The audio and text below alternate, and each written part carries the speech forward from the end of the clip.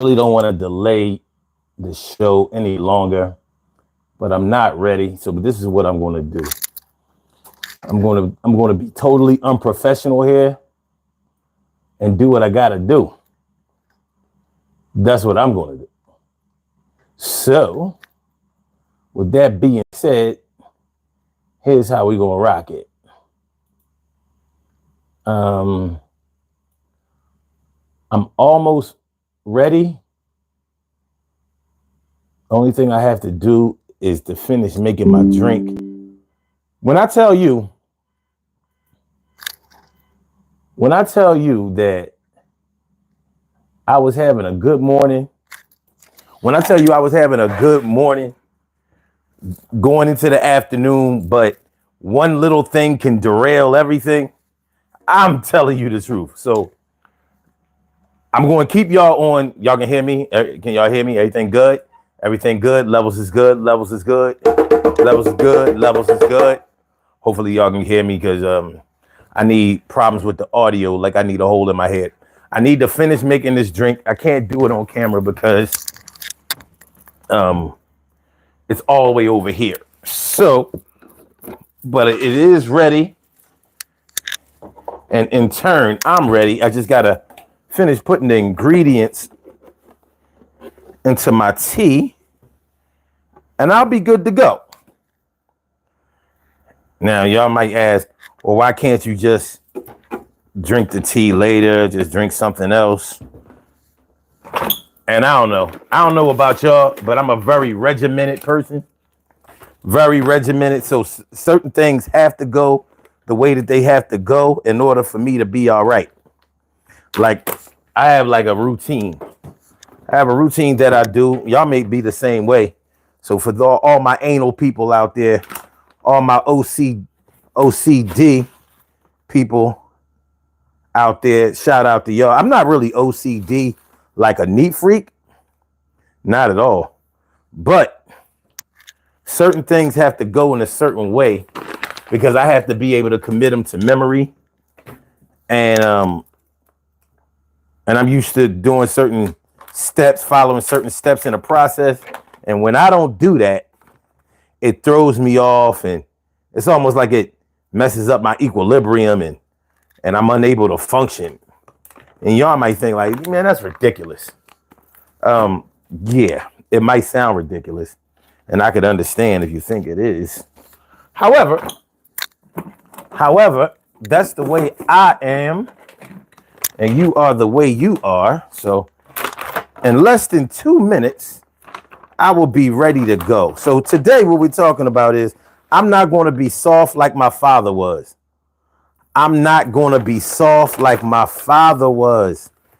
I ain't going to be like my dad. And this is not a father bashing show.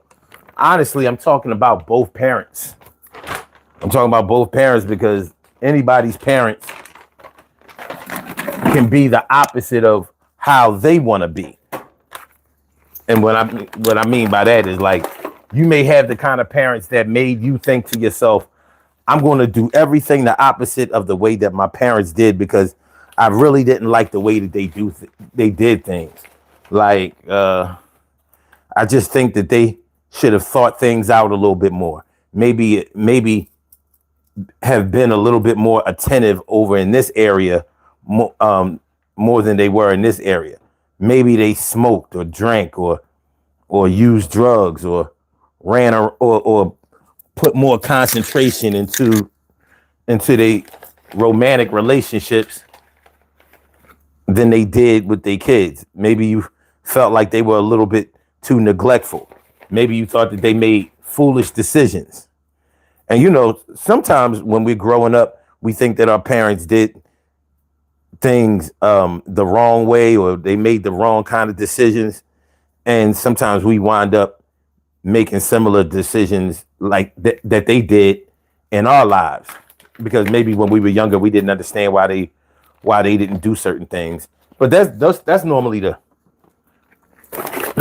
stuff that we can track easily. Like maybe if your parents were really strict and you didn't think that they should have been as strict as they were with you because you felt like you could be trusted you didn't, you weren't going to go off the rails. And it's hard for us to accept sometimes that we are our parents. Sometimes we're left to feel like we have to be somebody besides our parents, or we'll take the position of one parent over the other parent because we like one parent over the other parent. The question is, even if you chose to have the characteristics of one parent over the other parent, does that necessarily mean that you didn't have the characteristics of the other parent that you didn't want to take after? And does it mean that you have total control over that? And does it mean that you totally respected everything the active parent did? Shout out to all of the single mothers out there. Shout out to all the single mothers out there who have done the best that they could in raising their children, because it's not an easy job. And, it's not a job that you should have had to have taken on your own. However, there are plenty of women out there who decided to take on that position on their own without any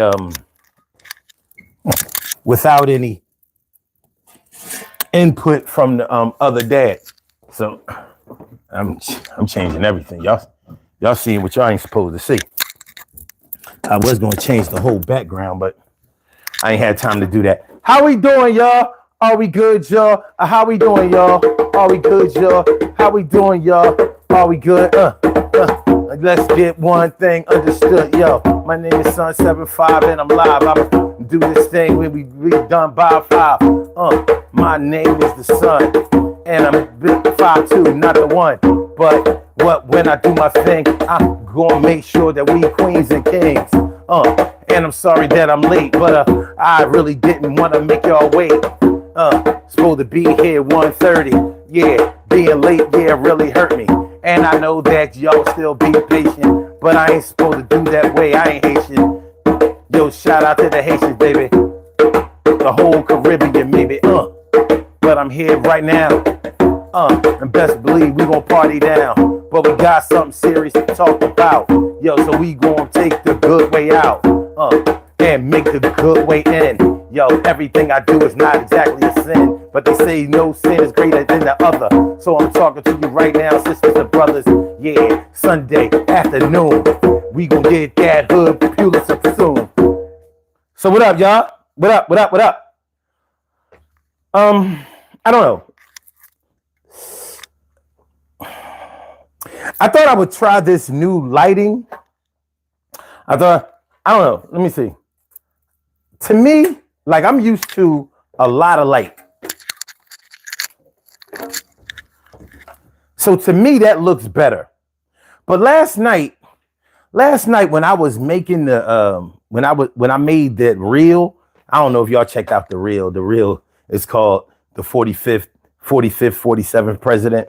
But anyway, when I was checking out how the lighting works with certain backgrounds or whatever, depending on what color I'm wearing, sometimes it can make the color schemes look like it's supposed to look, and sometimes it doesn't. I think that with this red shirt, with this lighting, it looks closer to what it looks like. Sometimes when we're doing a show, I'm like, that's not the color that my shirt is. But all right, I don't want to get too deep for y'all. Let me make sure that the lines are open. You know what I mean? Y'all just gonna have to rock with me on the administrative side, baby. Y'all gonna have to rock with me on the administrative side. So we good. The phone number is good. Who we got? Stacy White, what's going on? Holding it down for the D all day, every day. Appreciate you. Grown woman, don't try me. What up?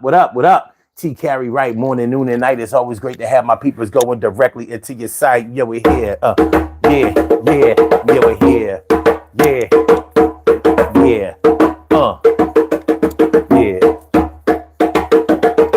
Yeah, we here. Wait, let's make it clear. Yo, I'm down with you, my dear.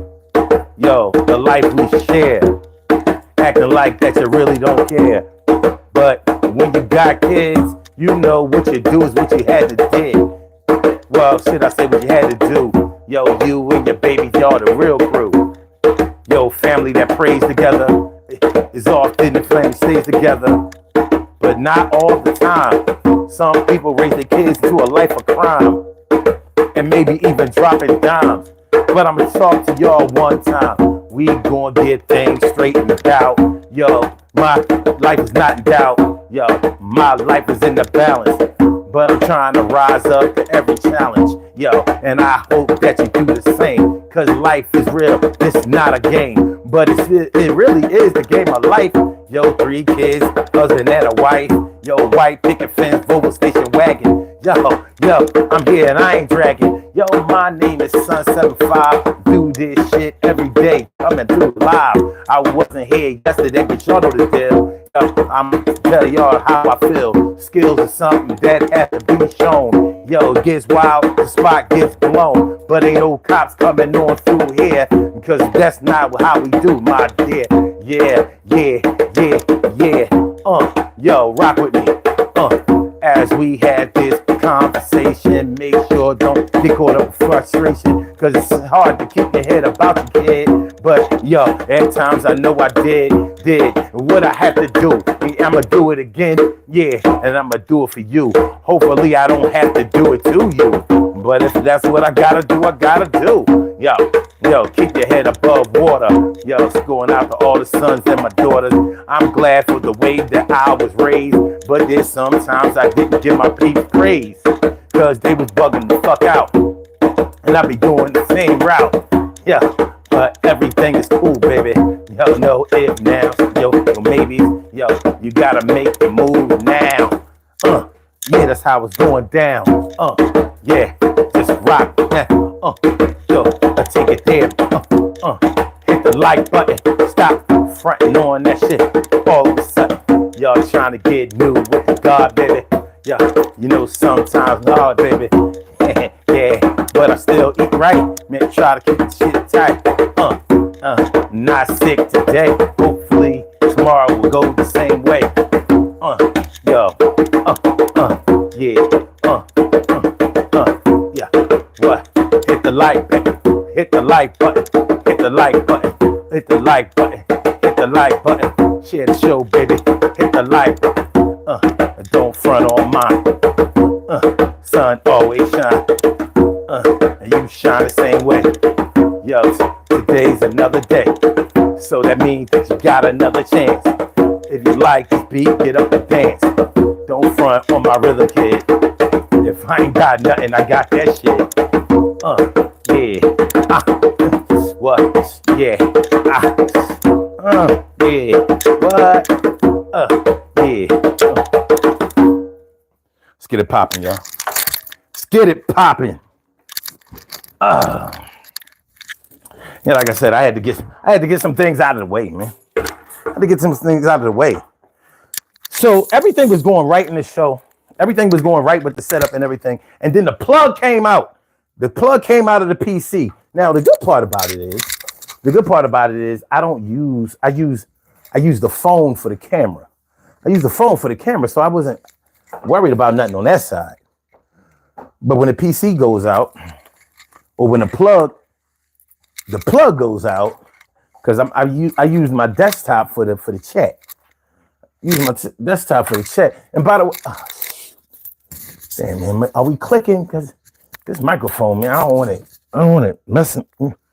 I got the other cordless mic is better, and I like the sound better. As a matter of fact, I ordered another set. I like the one with the magnetic thing. I don't like the lapel when I don't like to have to clip on the mic, because if you don't have a shirt where you can clip on, like you trying to clip it on the collar and the thing looking all crazy. But we gonna be all right though. So now calm down. Today on the Urban Therapy with Sun show, we are talking about I'm not going to be soft like my father was. I'm not going to be soft like my father was. So I really was making the tea. In case y'all thought I was fronting. You know what I mean? Because y'all probably be like, yeah, he be talking all this shit. He be lying. He be lying. Why you lying? Oh, why you be lying? You ain't gotta lie. You ain't got to lie. You ain't got to lie. Yeah, I'll keep it a buck sometimes. Keep it a buck sometimes. I ain't gonna be soft like my father is. Like I said, this is not a father bashing show. It's definitely not a man bashing show. But in the black community, I would be remiss if I shirked my responsibility to talk about the things that I know that go on in the black community. And we have a really big problem with absentee fathers. We don't have fathers raising their kids in the hood. And that's for whatever reason. It could be because of the breakup of the parents, whether they were just going together, whether they were married and got divorced or whatever. But there are a lot of people who grew up without a father in their lives. And that's just a fact. That's just a fact that you cannot get away from. But that doesn't mean that you spent your whole life being mad at your dad. And don't get me wrong, this is not just going to be about dads, but that's the title. Because a lot of people have problems with their moms too. A lot of people have problems with their moms too. So basically what this show is about is when you have had some issues with your parents and you have tried to cherry pick what you're going to be like when it comes to your parents and what you're not going to be like when it comes to your parents. And some of those things we may feel like we have control over, like we have dominion over that. And some of those things, as you live your life and you start becoming more and more like your parents, and maybe even in ways that you said that you would never be, it's just something we got to deal with, son. You understand? Something we got to deal with. And we're going to deal with it today. So that's what we're talking about today. So yeah, it's called, I'm not going to be soft like my father was, but it doesn't mean that we're only talking about fathers. You can talk about your dad, your mom, whatever, but here, or whoever raised you, because we may have to address the whole nature versus nurture thing at some point in the show. The nature versus nurture thing. And if you don't know what that is, nature is your genetics. That's your bloodline. That's your heredity. So it's like if your dad was a great basketball player or whatever skill he had, or your mom was a great this, that, or the third, you have the ability to be like that. You got that in your genes. Maybe it goes way back. So all of your family, they have been known to do this. You know what I mean? Some of the things that you can control and some of the things you can't, like height. Like, let's say everybody in your family on your mom's side or your dad's side was over 6 feet tall, or they were labeled munchkins. You ain't got no, you can drink all the milk you want, baby. It ain't really going to change that. But certain behaviors that your parents may have displayed or that they may have got hereditarily. I don't even know if that's the word, but we're going to make it a word today. We're going to do some vocabulary construction today. But if you, so there may be generational curses that your parents and your bloodline on each or whatever side of your family have carried on for years. And maybe you said, nah, we bucking that trend. We getting rid of that. We stamping that out. We not doing that no more. And it could be anything from drug use to alcoholism to poor health practices. Like everybody in my family, we all big. We've all. None of us have lived past 70 years old. We all died over 300, 400 pounds. Certain behaviors like that, you do have some control over. And there may be times when you think that you didn't, but you do. But it may still be a challenge for you. Just because you have the ability to do something doesn't necessarily mean that you will do it or that it's going to be easy for you. Yeah, you know how it go. And all my weight loss soldiers, everybody that's in the weight loss battle right now, shout out to you, because I know how it be. I know how it is to feel like you're winning, and you may have stepped on that scale. First of all, do not get on the scale every day. Stop weighing yourself every day. Break it down to once a week. Clock your weekly progress. You know what I mean? And maybe every other week, maybe once a month. Concentrate on the way you look and the way that you feel, because those things will not lie to you. The way you look and the way that you feel will not lie to you. Well, if you're positive, it won't lie to you. If you're negative, you could be like an anorexic thinking that you're fat and you weigh like 95 pounds and you like 5'11". So yeah, you got to be careful. Shout out. Garuda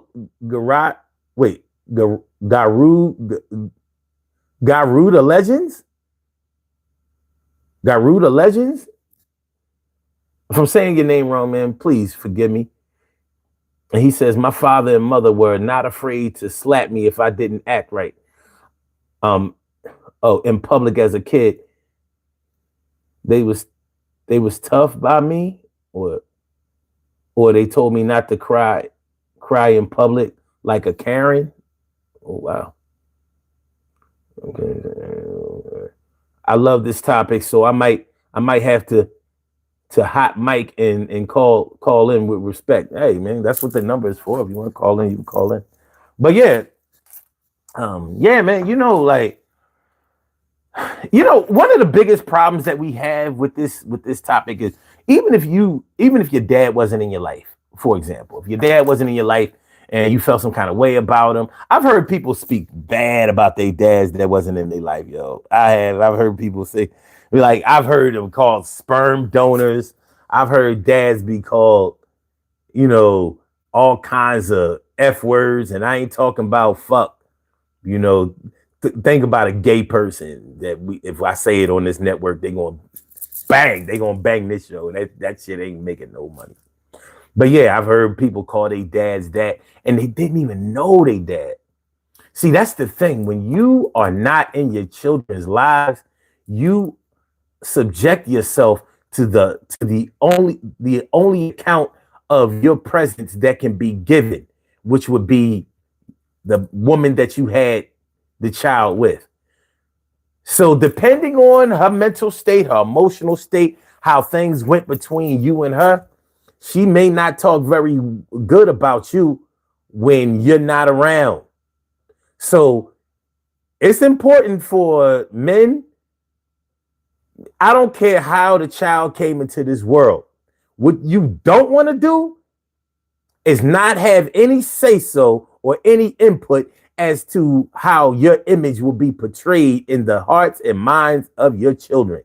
Because like I said, your baby mom might not share the correct information with your child. So if you ain't around to dispute that you wanted to be around, sometimes your baby mom or your ex-wife might be like, yeah, well, you see your father ain't around. And you know why? Because he don't care about you. He didn't care about me. He didn't care about us. So he just left us. You don't know. It might have happened when you were so young. You don't remember what arguments took place, what discussions took place. You don't know if your mom actually moved away from your dad and didn't give up the number and then just told you that he didn't want nothing to do with you. You don't know if he actually did leave because he was frustrated with her, frustrated with the situation, or didn't even want the baby, but had to have the baby because sexual activity took place, and boom, it is what it is, was what it was, went how it went. But you don't know if he had a change of heart somewhere along the line. It was like, you know what? Yeah, I didn't want this situation, but I'm gonna go back and I'm gonna fix this situation. I'm gonna still be with my child. And he couldn't find you.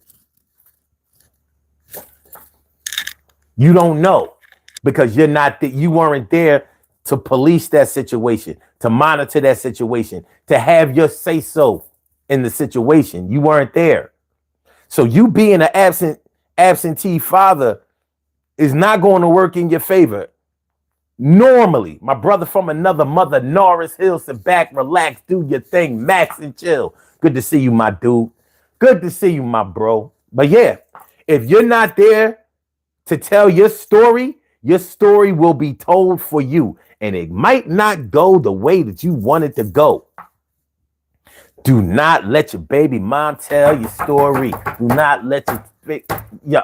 I said, don't let your baby mom tell your story. The shit might be nasty, horrific, and gory. I said, don't let your baby mom tell your story. Yo, this shit is nasty. Yo, you a whore G. Well, she might say that you was too busy taking care of your other kids, and maybe you did.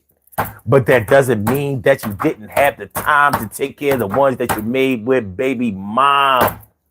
But let her tell it, yo, it was stinking and you couldn't smell it. You are not there to share your rhymes. And so you getting lied on. They biting all the time, taking your words and twisting them up. And you ain't there to make sure that you fixing them up. Yeah, you looking bad, trying to make up for lost time. But yo, it's bad like makeup. Or when it covers your face, the space that you lost. Yo, this shit is bad. Yeah, I'm going off. All right, y'all.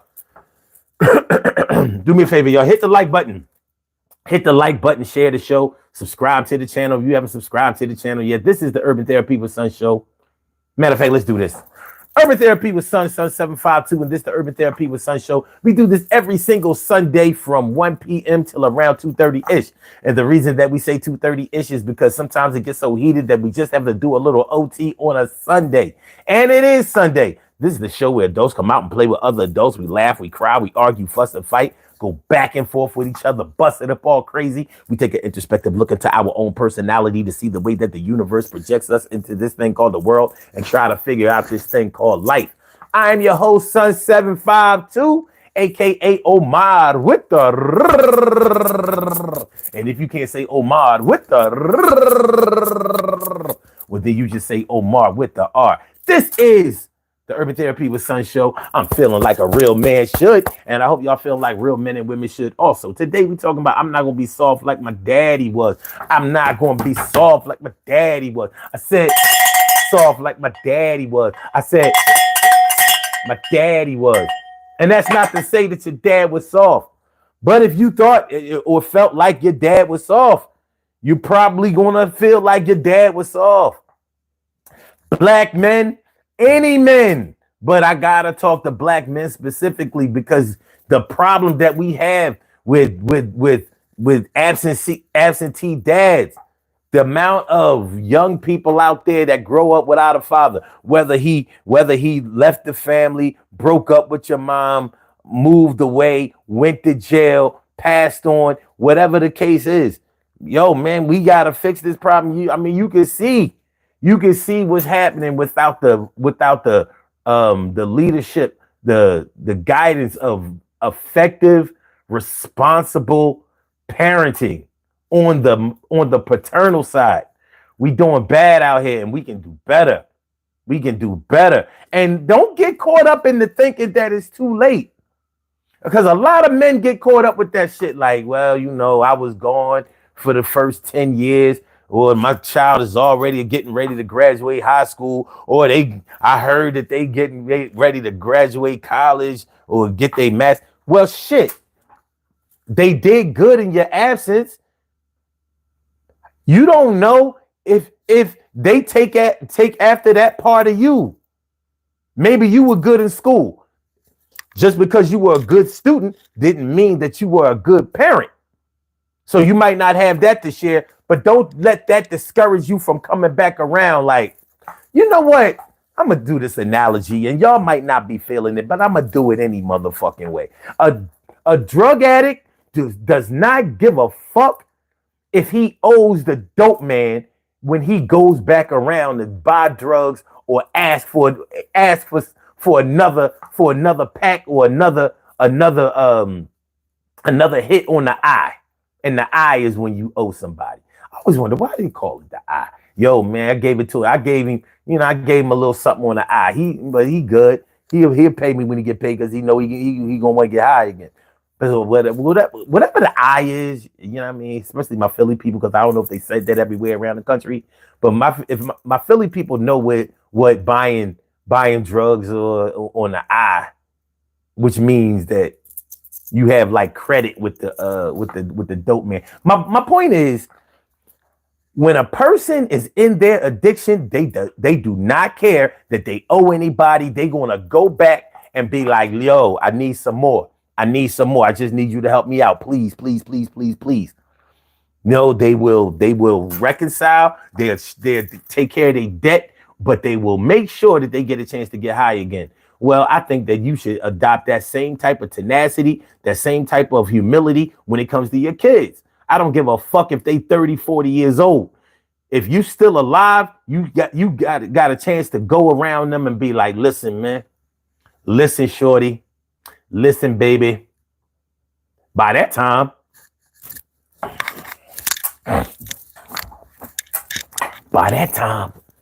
they mom might have passed. Not that that's a good thing. But a lot of people go looking for their dad after their mom is gone. So now you can switch it around and act like you was right the whole time. And you ain't even got to diss the mom. You can just be like, well, you know, she took you all away and I couldn't find you and I was sending money and I never, you know, I ain't know what was going on. I ain't know what was going on. So yeah, you was grimy all your life. You might as well put a cherry on top. But it's never too late to establish that relationship with your kids. But I'm not doing this for the dads or the moms. I'm doing this for the kids. And you are the kids. Y'all might be parents, but you probably still harbor some resentment, some questions, you feel some kind of way about the way that you were raised. And if you're talking about your dad, you may be saying, I'm not going to be like him. No way, I'm going to be like him. He did all kinds of shit that made me feel like I wanted to shed skin. I'm going to do my babies right. Even if I got to give them another dad, I won't be bad. I'm going to improve myself. I'm going to build up some generational wealth. I ain't going to leave nothing but a black and white TV with a handle with some pictures on the mantle. You know, them pictures that we used to have on the mantle back in the day above the fireplace where we used to stay. You know, the army picture, graduation picture, all kinds of trophies and shit. And can't forget them certificates. That's when the family was real, when we ain't understand how it feels. It seems like all of that shit is lost. When they make new houses now today, no mantelpiece. You ever notice that shit? They don't be having no mantelpiece, huh? These builders out here don't respect the family. What happened to the mantelpiece? Even in my house, I ain't got no mantelpiece. With a mantelpiece? Used to have mantelpiece. God damn. Used to have a mantelpiece. Hold on. My man Troy Diesel is in the house. My brother Troy Days. What up? And Buttercup 25, what's good? How you feeling? Hold on, we got a super chat from Garuda Legends. Garuda Legends. I still hope I'm saying your name right. Appreciate you. And he says, it takes two to tango. Women need to find happiness and not a roller coaster man who might leave her after the ride. Men stop treating women like bubble gum to spit them out after the first chew. Now, you know what? I appreciate that, and I appreciate the super chat. As a matter of fact, I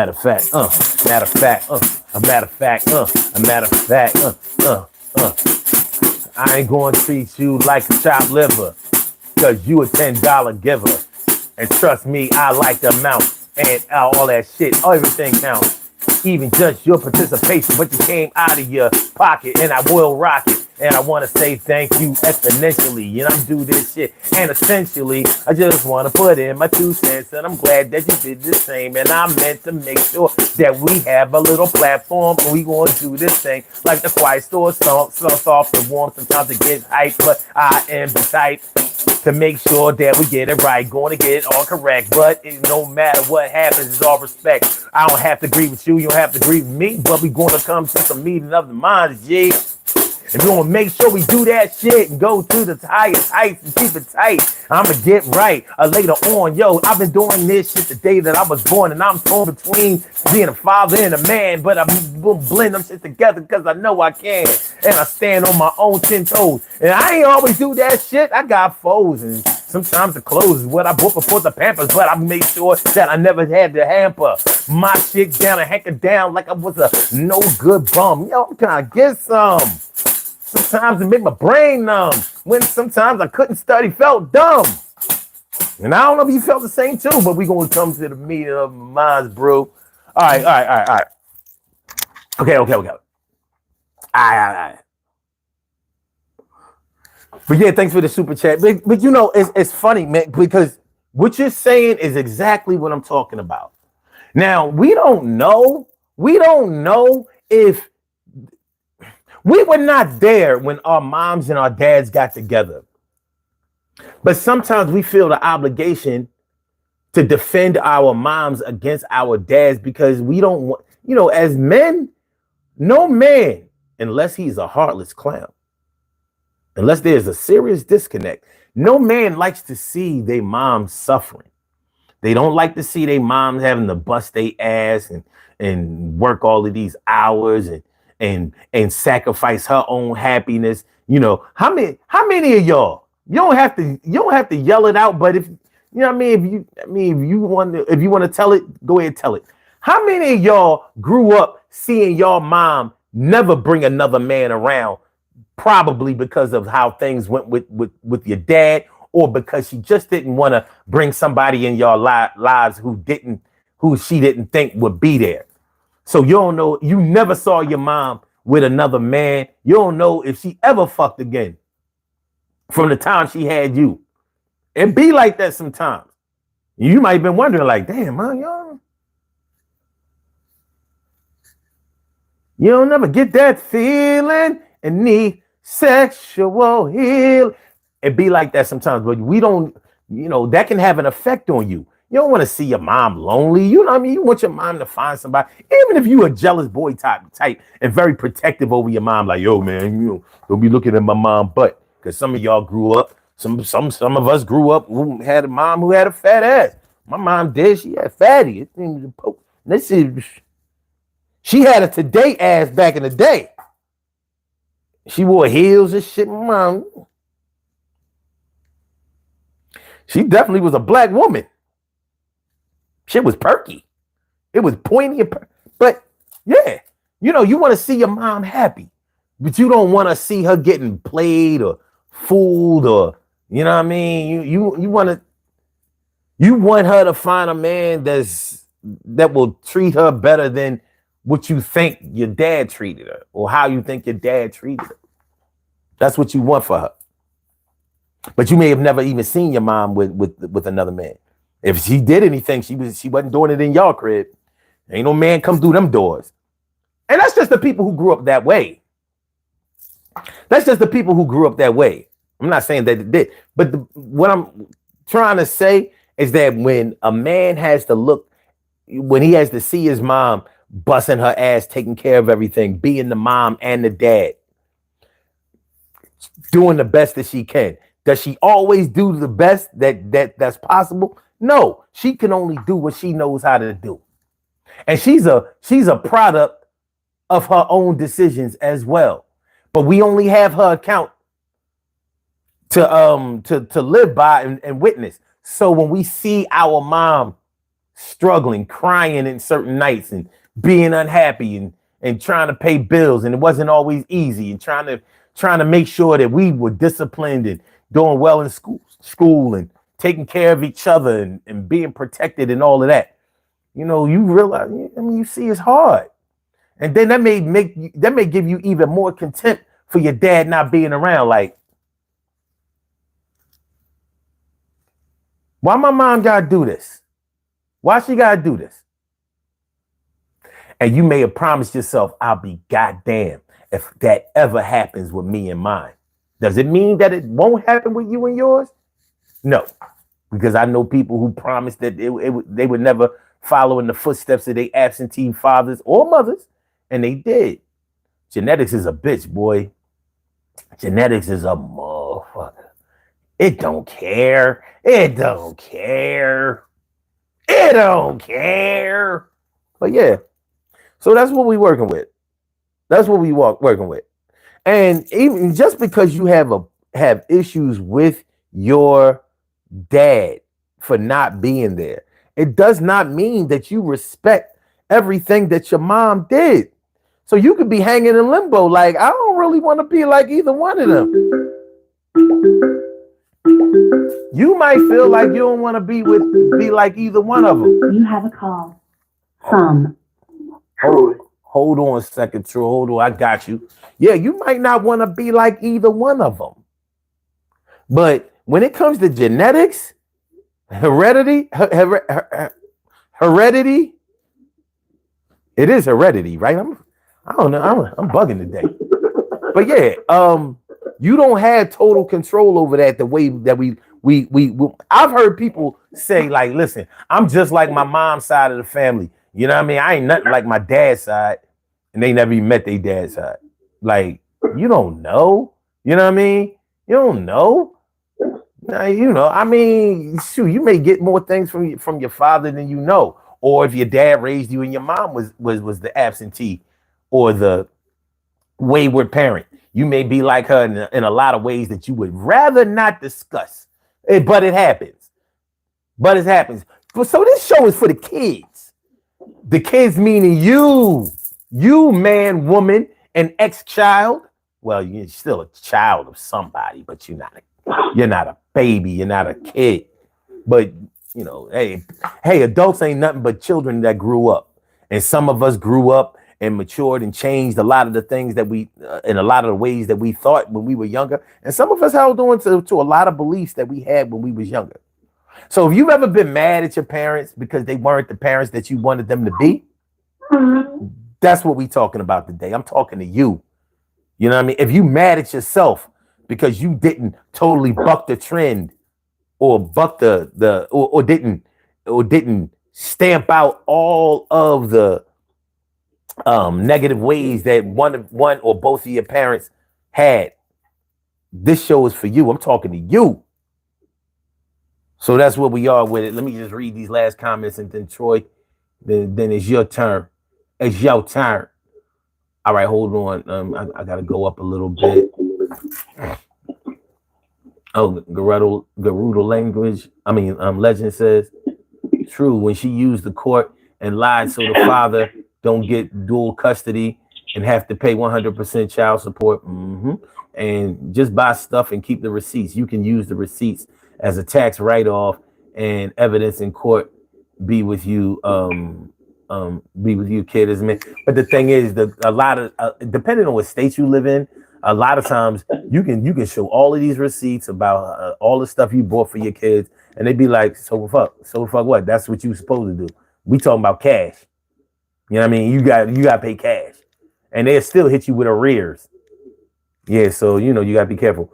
Troy, I can hear myself in the background. I'm sorry. Okay. All right. Buttercup 25 says, so many times I waited with bags packed to go to my dad's house, and there was an excuse. My mother never bashed him for that. He did his best. We became closer when I became an adult. I've heard that story.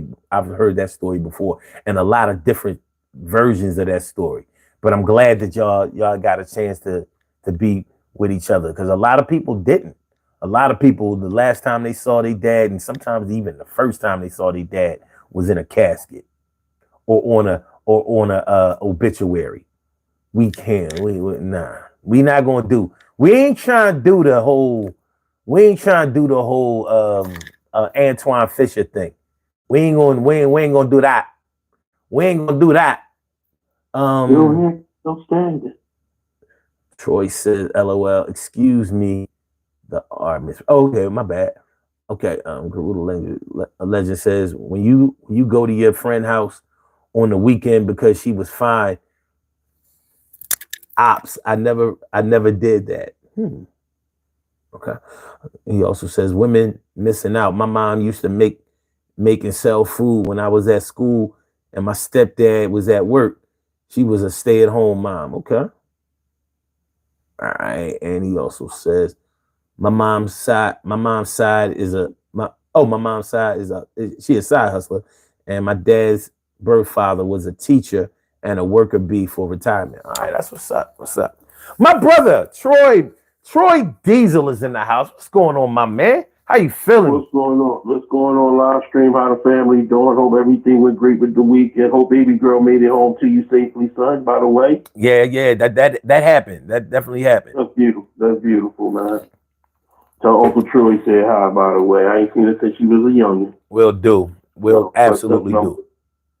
Most definitely. But number one, we all are properties of our own environment. You know what I'm saying?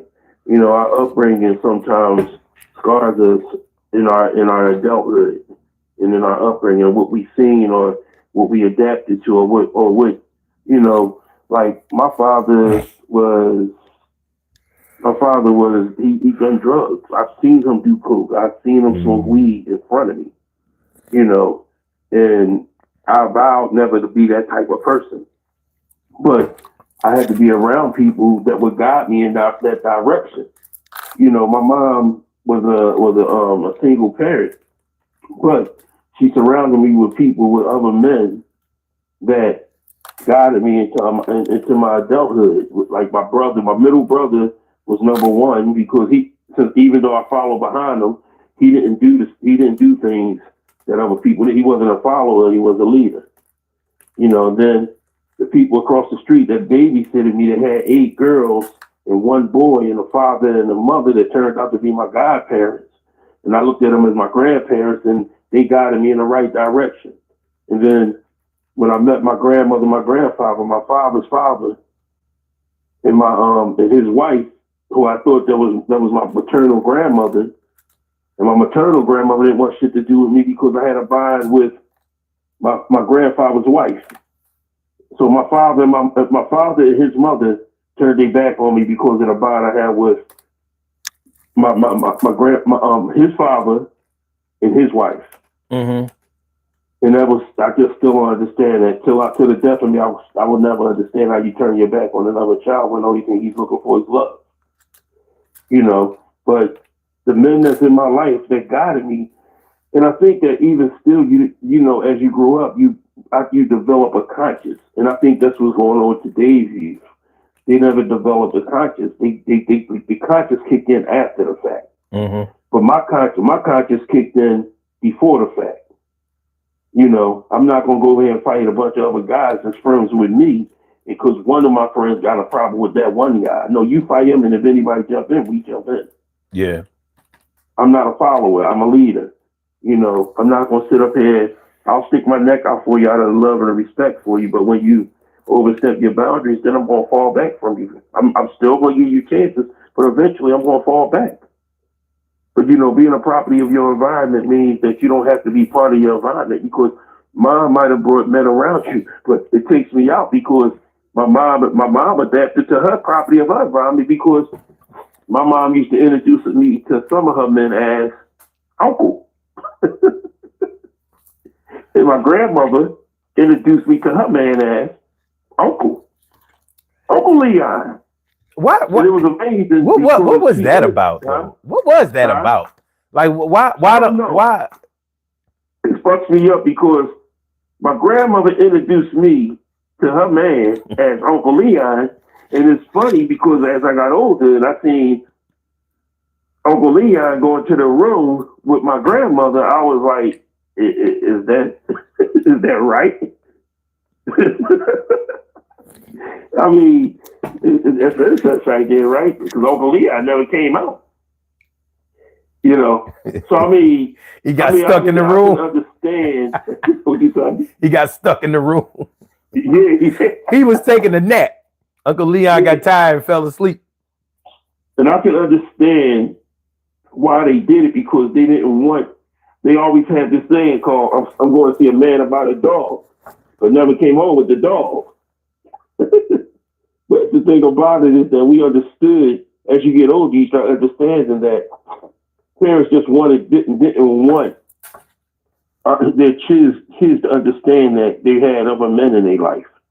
But at the end of the day, I mean, at some point in time, you do know we're gonna have to understand that we're gonna have a learning, a part of learning it. You know, like my mom was at one point I seen my mom get brought out the house by gunpoint by one of them men. when What we the had to hell? call the cops. And yes, and when that man, and when my mom, like I told you, my mom had a forgiving heart, and when I became an adult, and she brought this man around him, I pulled him outside, and I said, "You still, as a kid, I remember the shit you did to my fucking mother." And I said, "I think that I want to let you know this from the door. If you do this again, if anything was to ever get to the point where you thought about doing that again, I will kill you and your family." Then he laughed, and I said, "Put that smirk on your face now. I'm gonna punch you in your mouth." I don't see the funny Because, part. huh? I said I don't see the funny part. Yeah, I don't see the part why you laugh, because I don't think that you realize how much that scarred me. Any I'm person. protective of women, but I'm very protective of my mother. You know, and but things that you can't be everything can't make you a property of your environment. Like even with women, they become properties of their environment because they see what their mother do, and they see what their mother, or they overhear how their mother treat a man, and they take that into their adulthood. Yeah. You understand what I'm saying? It is not always a good thing to, listen to other people and what they say to their man, and then you adapt to it, or you see You have a call from certain things, and you think that it's conducive to what you're supposed to do. You have to be your own person. Like Buttercup 25 said, I've been in them circumstances. My father's supposed to have picked me up, but my mom never let him pick me up from the house. He had to pick me up from my godparents' house across the street. And when he didn't pick me up, my grandfather went to his house with his gun, and he told him, he said, "Listen, if you ever don't pick my grandson up again, I am going to shoot you." Okay. Let me ask you this. Do you have 5 things that you would take from your dad that you would repeat? And do you have 5 things? Matter of fact, maybe 5 is a lot. Let's say 3. Do you have 3 things from your dad that you would repeat or do in your own life versus the 3 things that you would definitely not do? And then if you hold on, and then if you can, the 3 things that you got whether you wanted to or not. Well, first and foremost, I don't have nothing that my dad, whether it's good or bad, because I wasn't around him enough. Out of my lifehood, out of my childhood, even up to my adulthood, my dad, I can count. He's given me roughly, and I'm just saying roughly, out of my adulthood, he's given me roughly, approximately 125 to 135 hours out of my life. Okay, but what about other things? So he's never, the thing I wouldn't do, I would never do a drug. I would never turn my back on my children. And the only thing I would take from him is that if I'm in a relationship with a female and she has a child, that I will step up and try to be a male figure in that child's life, whether it's a male, whether it's a little girl or a little boy. Because I think that when you get in relationships with another female and they have kids, some part of you have to be part of them. Especially if their father is not there. Mm-hmm. And if you can, and if that man is somewhat of a man and a father, you have to respect him and have some type of bond with him and be like, yo, this is that. I'm not gonna overstep my boundary with your child, but I will try to be there for her in extension to who you are. Okay. So but this is what I'm saying. Like, okay, there may be besides the tangible things that we get from our parents, there's some things that we get from our parents involuntarily that we don't have any control over. And you may be aware of some of those things. Like for example, I know for a fact that you were always good in school. right. There's a good chance that your dad may have been the same way. Maybe your mom was too. You know what I mean? So you may have gotten it honest from both sides. Like, But the funny thing about that, son, is my mom had dropped out of school to start taking care of kids. Right. And my dad, he wasn't good in school. But like I said to you, people in my life guided me in the right direction. How do you know he wasn't good in school? No, he wasn't good in school. And I didn't know nothing about that until me and my aunt was talking, and my aunt had told me about it. He found his way out of school and wound up going into the army, but she told me about how my grandfather used to discipline him and do this and do that to him. Okay. You know, that's why the bond that they had was broken, and the bond that my grandfather had with me was dead. Okay, I'm just trying to use an example. You know what I mean? No, I can understand what you're doing. Yeah. But see, like I said, some people are your fathers when you don't expect them to be your father. And that's my middle brother. And he was brilliant in school. You know, so that was no,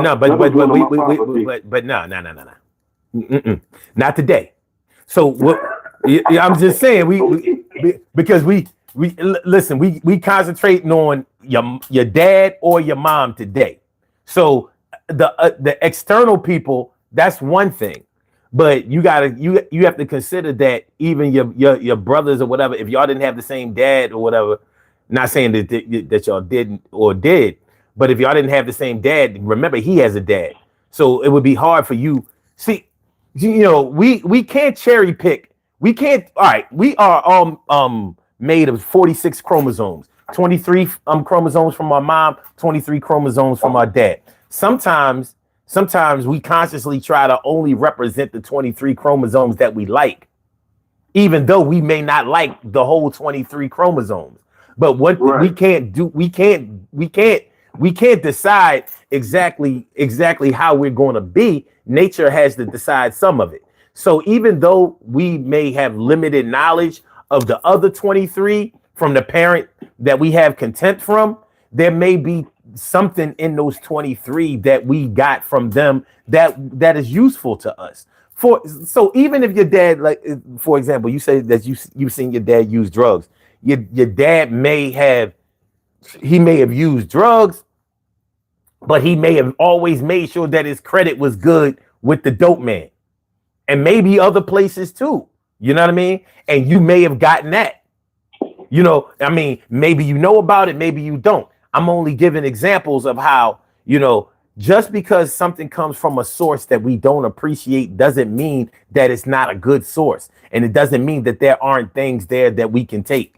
You know what I mean? Like, I was talking to my daughter yesterday, and I know her grandparents watch a lot of politics, and they watch a lot of Democratic political TV and stuff like that. And I was asking my baby if she's into politics, and she was like, no, but then again, yeah, because I gotta, you know, they got it on all day. And hey, son, do me a favor, go ahead and talk to the other person. My son calling me, so let me talk to him. Right. I got you. Right. But I'm finishing what I was saying. She was saying, and I got you. 20 last numbers 2957. I got you. She was saying how, you know, with her grandparents, they always, you know, they sometimes get really upset because of what's going on in the White House and stuff like that, and blah blah blah. And she was saying how, even though she recognizes that Donald Trump is not a good president or whatever, but she doesn't think that everything that she sees on the news can be 100% true. Because you're like, some of that stuff, it ain't adding up. The math ain't mathing. And I was surprised to hear her say that, because that's not what I taught her. But I think the same way. I don't like the man. I don't like his politics. I don't like the way that he is, even just as a person. But I know that he's not 100% bad. He's just not good for what he's trying to do. And he's not good for us. But everybody who says things bad or good about you can't always be right. Not always, especially when there's money involved. So that's the same way that we might look at our parents. Like, our parents may not have made decisions that we would have liked them to have made, or that we would want to make ourselves. But we have to respect the fact that we have the ability to be exactly who they are and what they are good or bad. And we have to watch out for that. We got to monitor ourselves the same way we monitor them. Caller with the last number is 2957. I want to thank you for calling in and for holding on. What's on your mind this afternoon? Talk to me. What's good? Oh, I'm good. How you doing, brother? Man, I'm feeling like a real man should. Appreciate you calling in, man. Yeah, so I just wanted to go down to the conversation about, well, you did talk about health, so I'll bring that up a little bit later, but I won't keep it too long. But when it comes to like raising kids, the best thing to do is raise them in their environment that is proper. So if you have like an environment that they don't, like if a single mom doesn't have like a father around the house, then the people directly around the neighborhood and in the school will be a direct influence on them outside of like the school. So maybe you might have to deal with like let's be real. Raising kids around like people who are like scholars and doctors, you might have a chance of your kid being a scholar or doctor. But bringing your kid around environments where they like Tim's hustle and gangsters, I mean, they're not going to be like doctors and lawyers. You know what I mean? Probably not. Probably not. Yeah. And then also the old saying is like it takes a village to raise a kid, which I believe in. Yeah, I believe that too. The thing is, putting your kids in a proper environment also means that you have to have insight and discipline within yourself to be able to put them there. You can't, so many times, and I don't want to be cliche about it, but sometimes sometimes we forget the fact that we don't know something, and then we try to teach somebody else something, or we know that we're not doing the right things, but we try to tell somebody else or encourage somebody else to do the right things. And it doesn't always work out the way that we want it to work. And I'm not saying that we're wrong for doing it, but no, what you said, it makes perfect sense though, because like if you have the opportunity to bring your kids to a better school, at least they have a chance to do something that you didn't. But if you keep your kids on the same thing that you did, mistake, and you keep repeating the mistakes, your kids most likely going to create the same mistake. So it's like, as a parent, it's your duty to like make your kids better than you, not the same as you. Yeah. Now, if you understand what I'm saying. I do. What I've noticed? I've noticed that. Hold on just a second. Click Troy. You have a call from Troy. Yeah, one thing that I've noticed, and this is a small thing, but it means something on a larger scale. One thing I've noticed about kids who went to Catholic schools or private schools, I've noticed that if their parents sent them to a Catholic school or another kind of private school or whatever, they normally insist that their children go to Catholic schools or private schools. Like there's no way you can convince them that going to a public school is a good idea because they believe in that system, not just because they went, but because that's what they know. And so the whole time when you go to Catholic school, they tell you that school is better than the public schools that are in your neighborhood or anywhere else. Whether it's true or not, it doesn't matter. That is ingrained in you. So we go by what we know. So if we are so those kids who went to Catholic schools all their lives, they don't know anything about public schools. They don't know that they're good public schools. They don't know that it has a lot to do with the teachers, the student bodies, and definitely the neighborhoods and the involvement of the parents of the children. They don't know about that, and they don't care about that. They know the way that they know, and they do it that way. Now, what if they went? What if they learned that negativity in the same way? So all they knew was doing wrong. All they learned was doing bad. And because they got through it, made through it, whatever, they taught their kids that. Yeah, that is true because my parents, my dad's side of the family is like heavily religious, and my mom's side of the family are just like semi-religious, but they're heavily alcoholic. My dad wanted to keep me. Well, I went to a Christian school when I was young. And basically, after that, they tried to send me to another Christian school with a bunch of white people. And I was really smart, but I failed the test. Just because I didn't want to be around so much white people. Because of just like, when I was young, I seen the history and I went to a deep dive with the history. But however, though, I will never disrespect anyone from a public school. I don't blame anyone from any school. I blame the people who put these curriculums in the school. Because like the best thing public school people need to do is actually like learn about how to manage money. Because a lot of people in public school freaking become the most successful people ever.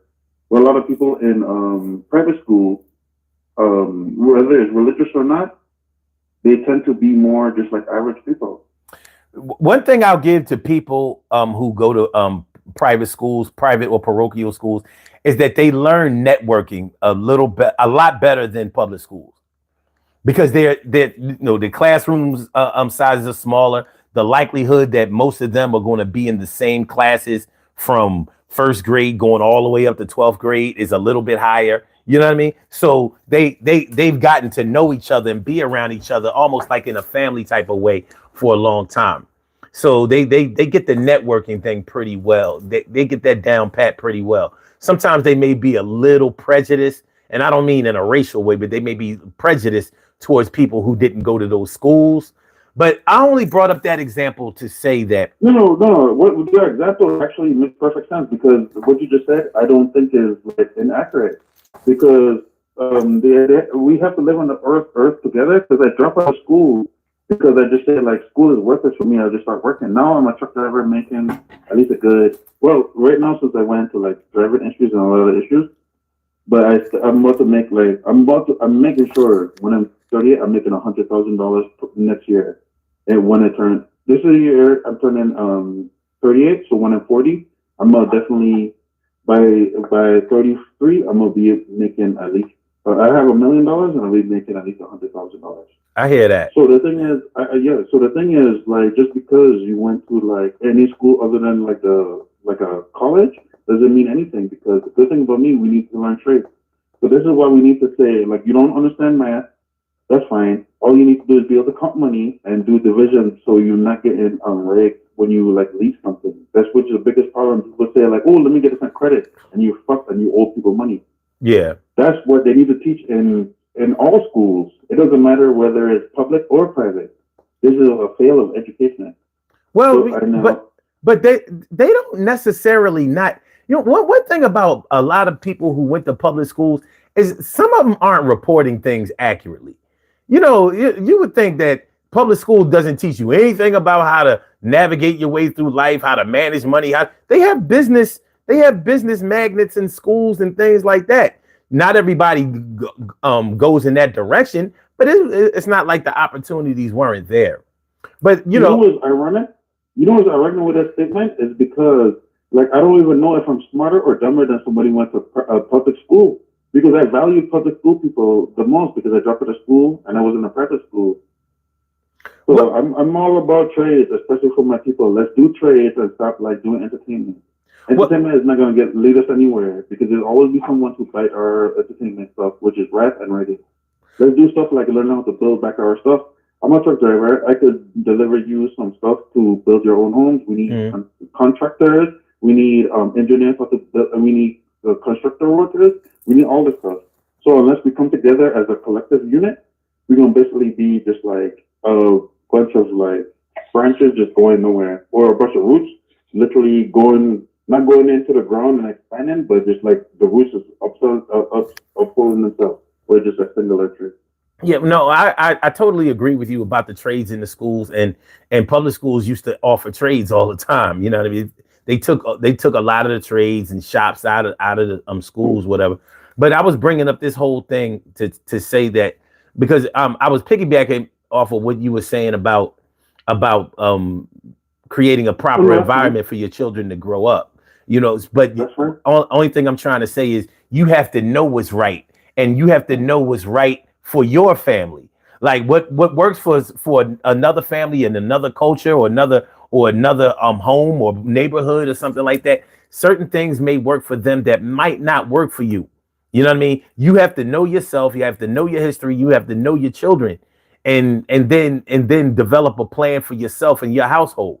Because I agree with you 100%. What you just said is perfection. What I believe in. This has helped us out so much as a community.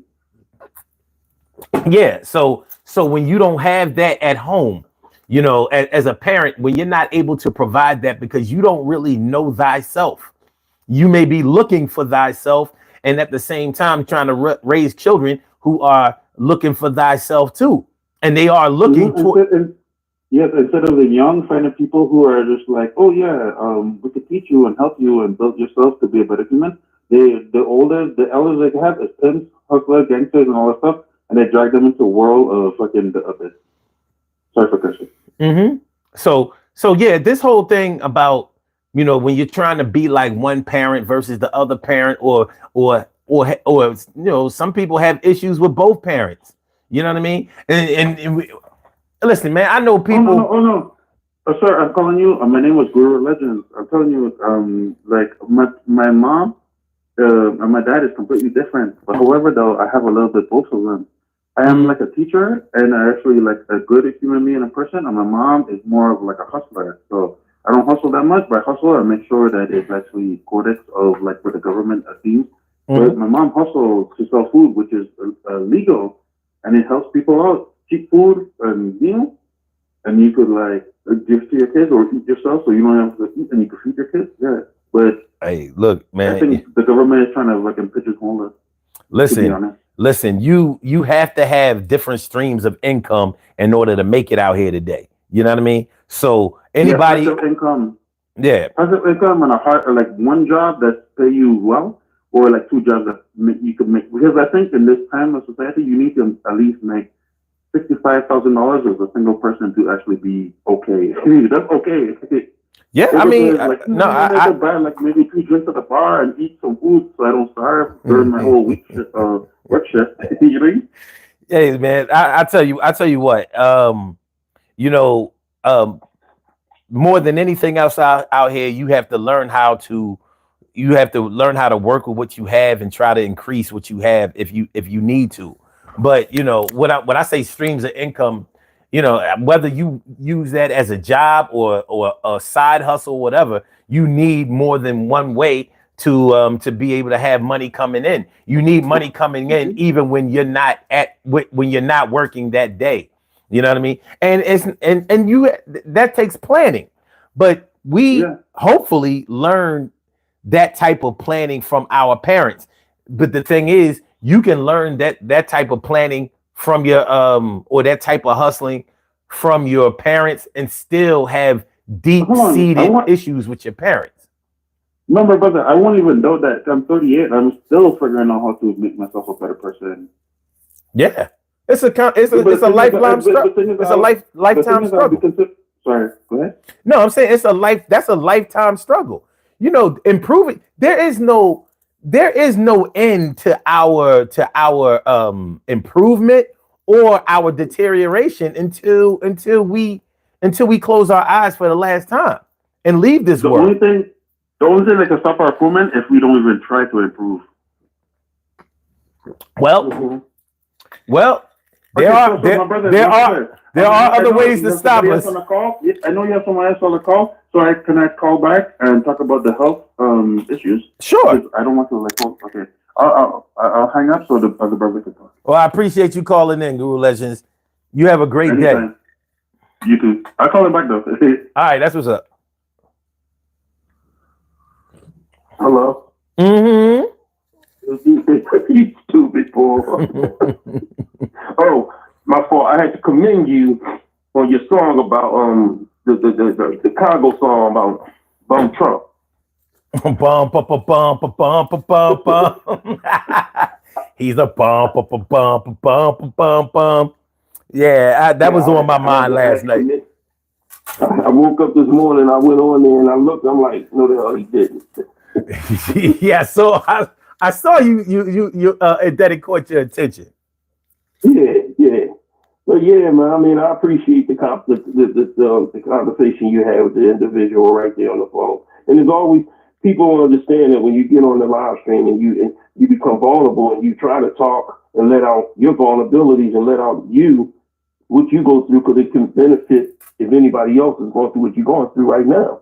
You know, so I mean, that's why I let mine out, because I know I can get feedback from you or feedback from the live stream that can benefit me right now. And so a lot of things that we've been talked to on your live stream then benefited me. You know what I mean? And I appreciate that. I appreciate you. This is about communication. You know what I mean? This is about communication, but it's not easy. It's not easy to find yourself out here in this world. It's not. No, it's not. And you can find yourself looking for yourself without even knowing that you're looking. You know what I mean? But because it takes me out, because when you sit back, when you bring up the conversation of, the parent, the father, and the mother, you got to dig deep into your cerebral cortex and try to find out. My mom, the thing that I love for my mom is she turned me into the spirituality part of it. She turned me into the giving part. She turned me into the loving part. Sometimes I get upset because of the forgiving heart part, because I'm so easy to forgive, and I can't. And it gets to the point where I forgive people, and they continuously do the same thing. And then when I get overly frustrated, I get upset at myself because I shouldn't have forgiven them in the first place. I can totally understand that. And that's what you just hit on is exactly what I'm talking about. So just because you have issues with your parents doesn't mean that you don't love them. It doesn't mean that. It just means that I wish you would have given me something that I need that I'm unable to get now. And maybe I still can't get it from you. So until you change, I can't change, because maybe I need to spiritually or celestially, I'm not sure if that's a word, but we doing vocabulary construction today. There's nothing wrong with you, because you can just create your own words, and we can understand where you're coming from. Cool. Even if we can't spell them, because they're going on too long. But maybe we need the ability to be able to adjust, to change, to stop, to change course, or whatever. Maybe we need that. Maybe we needed that from our parents at some point, and we didn't get it. I want to ask you a question, and this is for all the men out there. And I want you to think long and hard about this shit, because this. All right, men, do you trust the women or the woman that you had children with to be honest with your children about you when you aren't around, and when you and your baby mom aren't in good standing? Do you trust the woman that you had children with to tell your story honestly to your children about why you're not there, or why you are there, or about who you are? Do you trust her to represent your character? I'm not asking her to lie for you. I'm just asking you, do you trust her? Do you trust a woman that you procreated with to tell your story honestly when you're not around and when y'all aren't on good terms? You can go first, Troy. God rest the mother of my first children, God rest her soul. But when me and my children, my older children, talk, they always say that she spoke highly of me. So I can only take their word for it. That's what's up. So yes, I didn't expect it, but I do expect it now because of the things that they tell me that she said. Okay. Okay. And my wife, yes. I don't think that she's the type of woman that will badger me to the kids. She rather badger me to me than to badger me to my children. And that's the one thing I always say. Like when me and my kids are talking and they bring up our relationship, I say, I'm not going to talk bad about your mother. Mm-hmm. Because at the end of the day, I don't want to ruin a relationship between you and your mother. Yeah. Because if y'all love me and y'all love her, regardless of the type of love y'all have, it can do damage when you sit back and you talk bad to that person, your children, about their mother. Do damage. So then it fucks up the whole thing. Yes, it does. You know what I mean? You giving a fake profile of your children's father to your children, or the mom too. Listen, man, I know what it's like to be in my feelings. I know what it's like to be angry at the other parent. I know, I get it. But but the people who do that shit, your dad ain't shit, or you ain't gonna be like your dad, or nah, your mom, you ain't gonna be no just like little, your fucking father. or you ain't gonna be no little, you ain't gonna be no little loose booty, like your mom was. You know what I mean? No, you can't do that. You can't do that. Now the thing is, you may not be being dishonest at the times you do that, but you're being irresponsible and extremely There you go. selfish. No. And Hold up, extremely you selfish. hear the hand clapping, right? You're right about that. Listen, You're not being dishonest, but you're being irresponsible. but let's say you the type that totally lies. Like, look, I'm just going, look, I don't like to be the bad guy, with my kids, even though I don't do the right thing. So what I'm going to do is I'm going to, misrepresent. I'm going to tell them that, I was trying to do for y'all, your mom. You know what I mean? I would come and drop money off, or, y'all ain't never seen me because I used to drop the money off to her at a job. You know what I mean? And I used to ask about y'all and ask when I could come around. She would tell me that I couldn't come, she would tell me this day or that day. And then I find out y'all moved, or y'all, that's not where y'all lived, or blah, blah, blah, blah, blah. Shit happens. But I know how your emotions can drive you to say things that aren't necessarily true. But listen, at some point you gotta get control, because the same way that you'll lie to your children, you'll lie to everybody else about anything that happens to you. Anything that happens to you. So it's one big Pinocchio type boy who cried wolf type of situation. Yeah. And you transfer that same energy over to your kids. So when they can't when they don't have the ability to tell the truth, or when they get in trouble all the time, and magically it's never their fault. Always somebody else's fault. And you know damn well in your heart of hearts, damn, they get that shit from me. But I'll be goddamn if I tell them that that's what they get from me. And matter of fact, I'm gonna whoop their ass for it. Well, you know what? When I do, like my oldest son and my middle son, my oldest son, he's seen my rage and my anger come out because I've seen myself. My grandfather always told me, Troy, if you put your hand on a girl, I'm gonna whoop your ass. And I carry that. I would never put my hand on a female. Never. And sometimes it gets me to the point that when I get angry and I want to put my hand on somebody, I hurt me. Like I might punch something, wall, pole, whatever. Because I don't want to get to that. I didn't say nothing. Go ahead.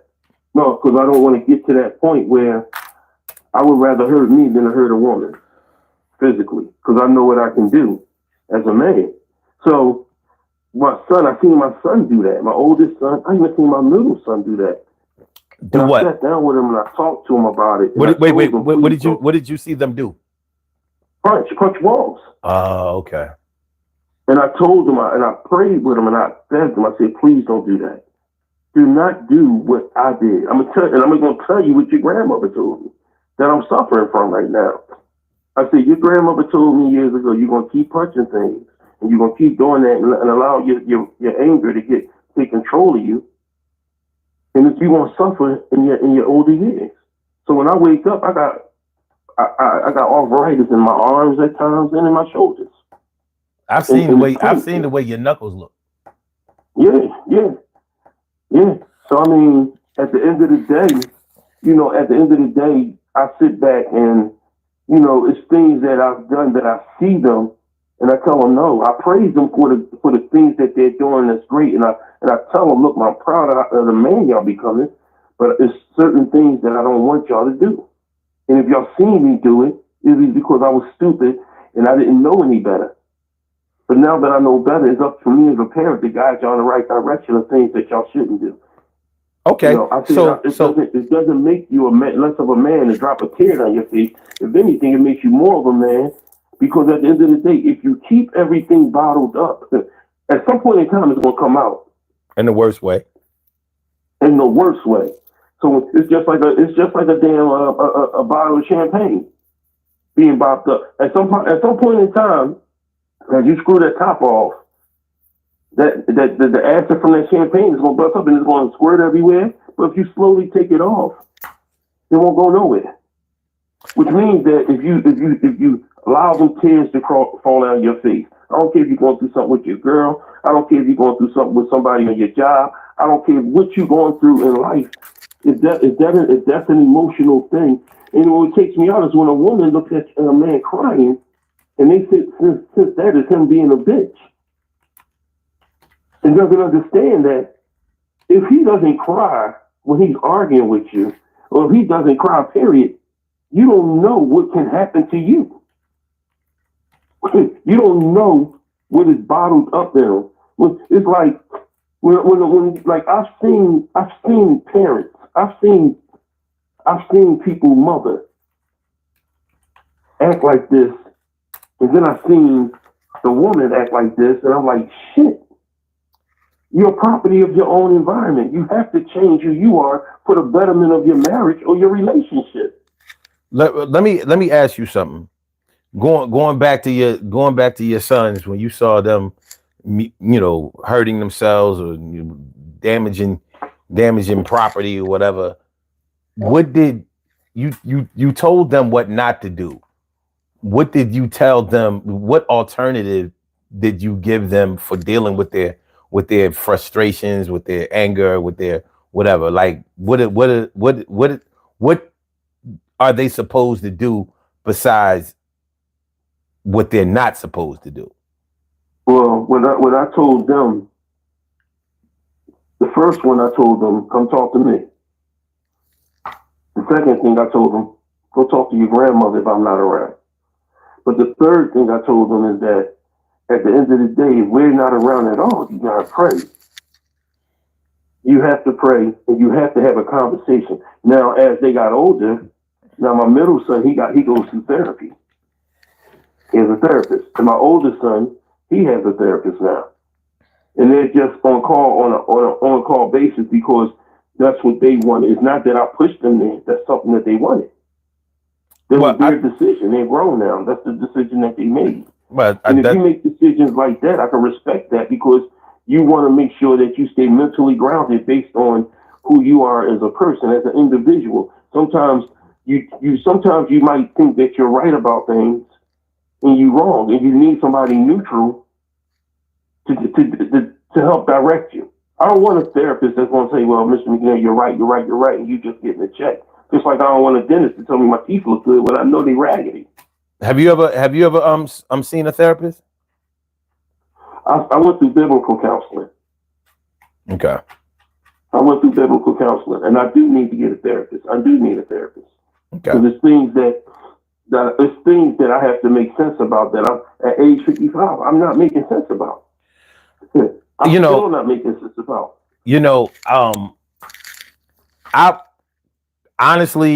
I think every black man should seek therapy. I don't give a fuck whether he's losing his mind or whether he's doing well, because we have a lot of shit we have a lot of shit that we carry.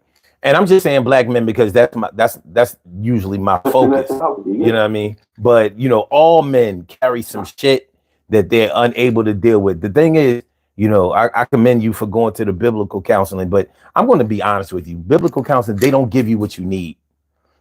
Right. They just don't because they're not qualified to.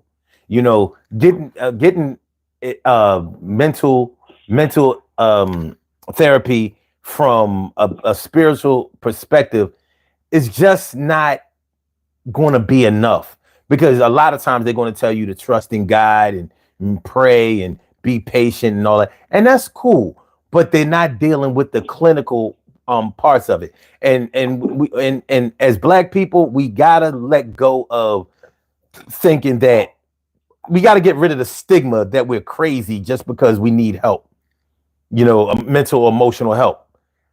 Everybody fucking needs it, and nobody needs it more than we do. Yet we here calling each other weak or crazy because we feel like we need it, and that ain't going to do it. And the thing that takes me out is that the people that call you weak, You have a call from. There's majority of people that create that type of thought in your head.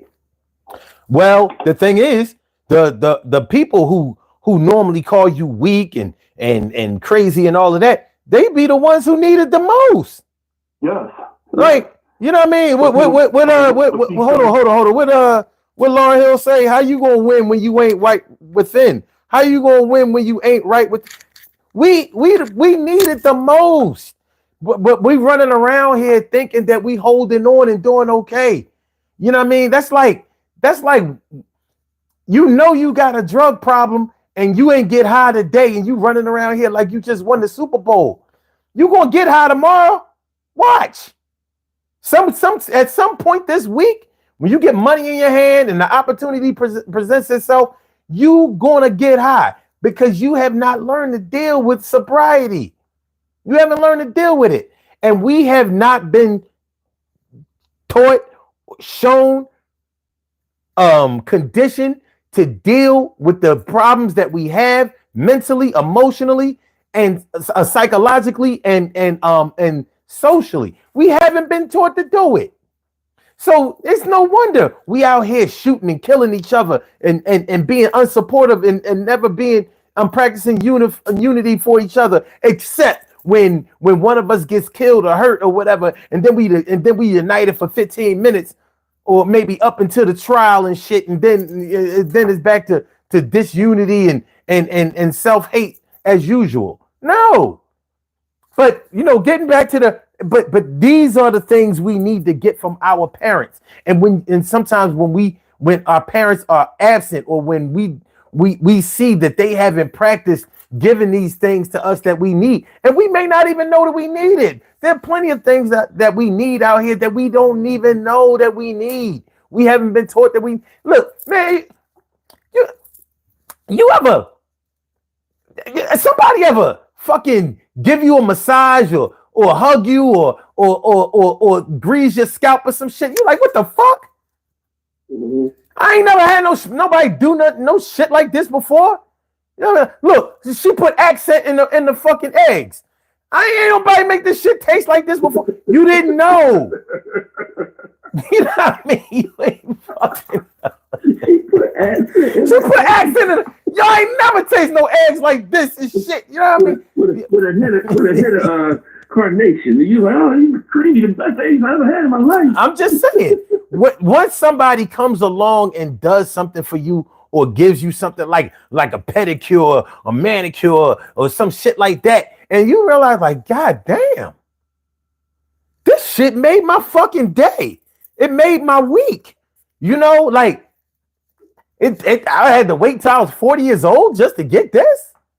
How many other people been doing this? Like I thought everybody did it. This shit, not in my family, not around the way or whatever. But these are the things that, like I wrote in the chat that your children can't get improvement from you until you improve yourself.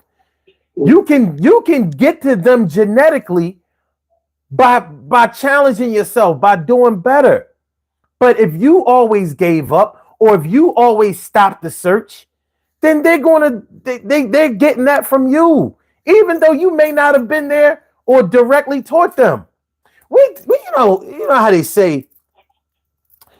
they say things done in the dark always come to light. What they say? How they say it? Things done in the dark are always. Whatever's in the dark will come to light. Okay. All right. We say that shit. We say it and we say it and we say it. But what do? We tell our kids that we working at night while we stripping at night. We tell our kids that daddy or that we've been in school for 5 years when we've been in jail for 5 years. You know what I mean? Like all this fucking lying. But all of these lies are coming from the decisions that we've made. Mm-hmm. The decisions that we made. And then when we have a bad relationship with our kids later on, because all we did was throw money at them. Shout out to all of the moms and dads that wasn't there, that wasn't present, but that threw money at the problem all the time. Oh, and talk shit. Oh, I gave my kids everything they want. You see them Jordans on your feet? I bust my ass for them. You see that Gucci the strap on your shoulder? That's me. Yeah, all right. Yeah. You got me PlayStation 5 and an Xbox One and a Wii and all of that shit. But when I needed you for real, you wasn't there. And now you wondering why I don't like you, or why we don't have a relationship, or why I don't come around.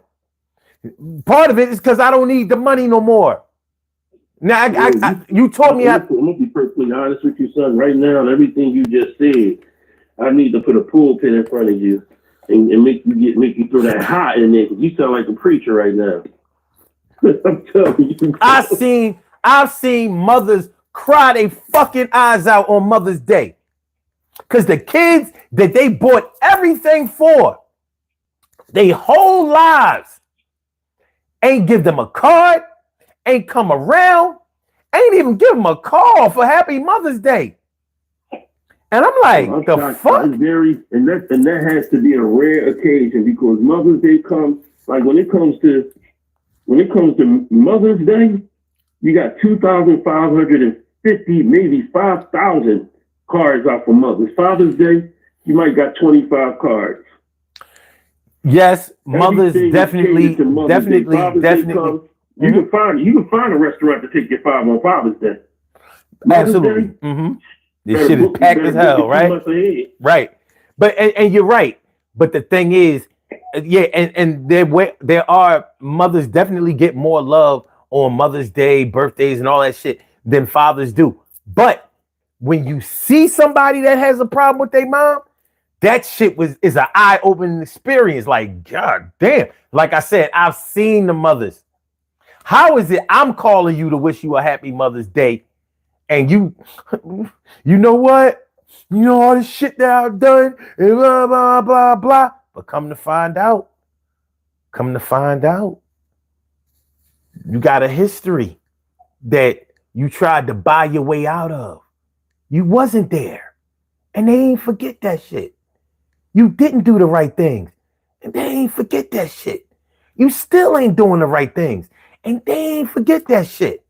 Now, you haven't taught them, not only have you not taught them to be appreciative, you haven't taught them how to love. You ain't taught them how to love. So they got problems with they boyfriends and or they girlfriends and all of that shit, but they don't fuck with you. And the biggest slap in the face is they fuck with they pops. You know that hurt. They fuck with they pops, and you like, well, yeah, they fuck with they pops. You know why? Because they lived with they pops for a little while. And something happens to children that gotta go stay with their fathers for a little while. That's a life-changing experience. You know what I mean? I'm gonna give you a story, man. Hold on. Before you go, hold on. Kim is on, so you're gonna have to hold the story. Wow, Kim's on. Oh wow. Yeah, I'm here for a minute. Hey, Troy. Okay, 60 seconds, huh? Okay. What's 60 good? seconds. I'll put the timer on for you. And you ain't even come in for the music thing. We asked about you we were talking about you on the music thing Friday. I have had a rough and long week. It's just been okay. So nothing wrong with it. And it's funny that you're talking about this today. Yeah, it's just I'm mentally exhausted. So this kind of when Tom was talking about therapy, and I say most people need it. I think all people need it, but I say most because there might be a handful of people who are doing well and mentally, and they may not. I don't know. I can only speak for myself. Most people I know, everybody I know personally needs it. And God knows I need it right now because I am stressed to all in. Like, I just want to beat the fuck up out of somebody. So, anyway, when you were speaking about church therapy and things like that, and just therapy in general, and this may not be on the topic because I'm kind of late, so I really know completely what the topic is. When you talk about parenting their children, and you may have already touched on this, sometimes they can't parent their children because they weren't parented correctly. Right. And their parents will parent them correctly. because they weren't parented correctly. Because for one, we don't know what is the correct way to parent. That's one. Two, because there's no book, there's no consistency in it, because you can have 10 children and all children need to be parented differently. And then the other thing is, this is where some people in my circle and I disagree, and we have some outlandish arguments about it, because I don't believe in generational curses. I don't believe in it. Well, that's in the Bible. I don't give a damn what book is written in. I don't believe it's just a thing of a generational curse. I believe it is just people out here trying to parent the best way they know how. And I'm not saying everybody, because there's some people who just are trash and they don't parent at all. But I'm speaking always of people who are trying to do what they do. And unfortunately, they learn from the previous generation who may not have known anything better. And then they learn that, and then they pass it on, and it just goes from generation to generation. I don't think it's a generational curse.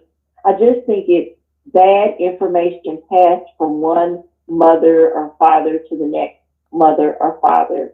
And then you see the things when you're coming up. So my example for that would be, if you come from a family where 6 generations have smoked in front of their children, around their children, with their children, more than likely you're going to smoke. And then you teach that to your children until somebody in there does something different. So when it comes to therapy, and again, I can only speak to what I know. So of course I speak about Black people. We are always taught nothing that goes on in this house. You don't talk about anything that goes on in this house and stays behind closed doors. I think that creates a vacuum of trauma in and of itself. As Black people, we're traumatized every damn day we breathe, in all honesty. From the time we wake up and go outside, or turn on the news, or turn on the television, or breathe, we are living in trauma. And we have already been product of trauma, and we consistently have trauma. So yes, I know we need some form of therapy. What it is, I can't say what it is, because I don't think it's the same for everyone. And for the people who have a faith base about them, maybe that kind of therapy works for them. I agree with you, son. I don't think it's beneficial. I don't think it's worth it. I don't think it works, because in and of itself, the way we have been taught, faith and religion is trauma in and of itself. Some of that stuff is bullshit and trauma. And in my personal opinion, the way we've been taught about the Bible is trauma. The way we've been taught about Christ and God is trauma in and of itself. Because realistically, we have been taught about, air quote, Jesus that doesn't look anything like us, does not mimic anything like us. And then one day you go from this Jesus in your grandparents' house that's on the wall, your mama's house on the wall, the same one you see in the house on Good Times, you've always seen, and then you grow up and become an adult, and you're like, or you learn as a teenager, you're like, wait a minute, this don't even match, this don't even make sense. And then you enter the life and world around other people, you meet racists who are saying these things to you, and they're using the Bible to support what they say to you, and it just fucks you up in the head. And then you're like, wait a minute, that's trauma in and of itself, and we need therapy for that. We need deprogramming, we need therapy, we need so much, and it never ends. It starts at one age, and it just grows and grows and grows and grows and grows until it becomes an avalanche of manic actions. And there's no way to fix it that's 100%. Because we still live in this. We still deal with trauma. Even though we sound okay and we work through some of it, it never goes away. Mm-hmm. And one of the worst things we say to each other is, you have to man up or woman up and get over it. That's the worst thing we say to each other is, you have to get over it, or you're going to have to get it and heal. But the question is, do we ever heal? And I don't think we do. I think we get in a better place, but I don't think we ever heal. Well, and you can't get over something that happened to you, because you can't compare your trauma with someone else's trauma and fix your lips to tell them to get over it because you feel like you've gotten over it. And I say that because sometimes we feel like we've gotten over things, but we haven't. So the example to that is, I have a cousin who I don't deal with, and we have always been close. But to this day, she could be on fire, and I won't even waste my stick to put it on her, to put it out. That's how I feel about her. Mm-hmm. And it's because we were close all this time. And when we lost our grandmother, I'm still in the cusp of grief. I have not gotten over it. And her thing is, well, we've gotten over it. You need to get over it and move on. Well, it's easy for her to say that because of whatever relationship she had with our grandmother. We are not the same. My relationship with her was different because we all had different relationships with her. And of course, I could go down a litany list of things of why it's different. But the one that stands out to me the most that's different is, I live in the house where the last place I saw this lady within a 48-hour period was alive and then deceased. And I didn't ask to move back in the house. I was forced to move back into the house. And every fucking day is a trauma. So no, I'm not over it. And I loved her so much, and she was my everything. And no, I'm not over it yet. But the worst thing my cousin said to me was, you need to get over it. No, I'm not going to get over it until I'm ready. And I've said some things to this family that have hurt them to the core, and I don't care. And I'm not going to apologize for it because I'm not ready. And I'm not going to apologize for anything I don't mean. And they say, you're just like your mother. And it used to hurt my feelings because they taught me it should hurt my feelings. And one day I said, wait a minute, feelings are hurt because you said I'm like my mother? Thank you. I'm just like her. Thank you. Okay. All right. Couple of things. All right. Generational curses are really just practices. So they are a real thing. We use the word curses, but it's not a spiritual thing. Like like I wrote in the chat, a generational curse can be like having a family full of high school dropouts. Like nobody graduates high school, nobody goes to college or whatever. And because everybody is doing okay, holding on, maintaining, because of that, it becomes like a generational curse. So nobody would want to teach their children that it's okay not to graduate high school. But when that practice has gone on so long and nobody is doing anything to fix it, yeah, that's pretty much a generational curse. Same thing with drug use, alcoholism, gang life, gang culture, things like that. There are things that people do from generation to generation to generation, being a deadbeat dad, generational curse. And unfortunately, a lot of people are exposed to that generational curse. Being not necessarily, practices. Huh? Are those practices versus a curse? Well, that's what I said. Generational curses are just practices. Yeah. We use the word curses, but we have to understand a curse can be more than just something that happens with the spirit. When we say curse, we're not saying that it's coming from God. We're saying that it exists as a situation. But when we talk about generational curses, we are directly talking about practices that happen in the family. Like some people might try to say, like, yeah, heart disease is a generational curse. But when you really look into where the heart disease is coming from, it has a lot to do with our diet, our lifestyle, and sometimes our environment. You know what I mean? So exactly. When people say certain diseases are hereditary, it's not really that it's hereditary. When you stop and look at what you've eaten from generation to generation, it really is the foods you've been eating. A lot of times it is, but there are some things that run in families that you can't control, like sickle cell. That don't have nothing to do with your diet.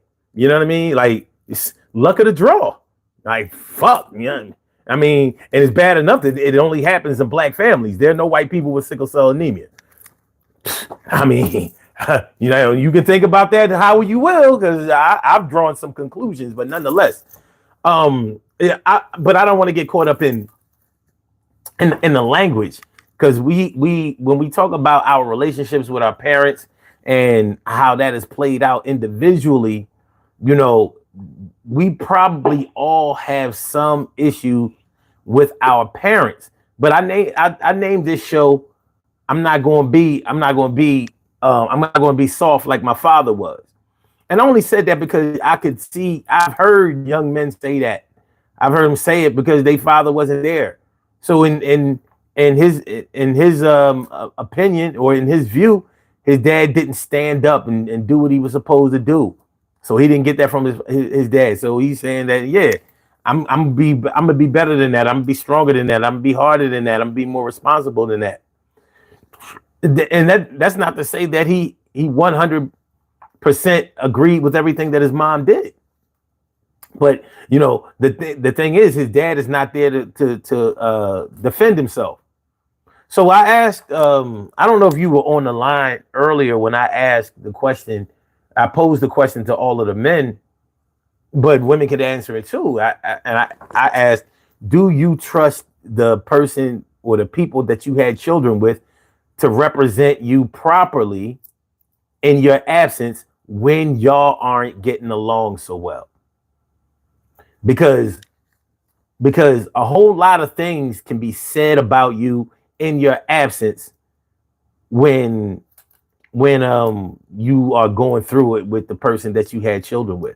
Just because y'all thought enough of each other to have children with each other does not necessarily mean that y'all think enough of each other to paint each other in a good light. And that's not blaming anybody.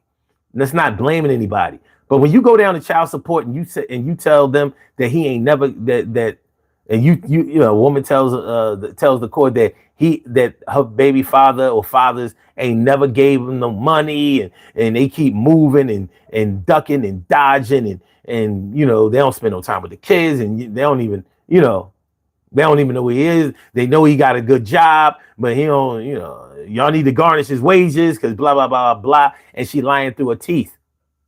He may be giving money. He may be spending time. He may be doing a whole lot of things. Evidently not enough for her. And maybe at the time it was enough for her, but not per their last argument. Their last argument changed all of that shit. And she gonna make a move. And unfortunately, I seen this shit.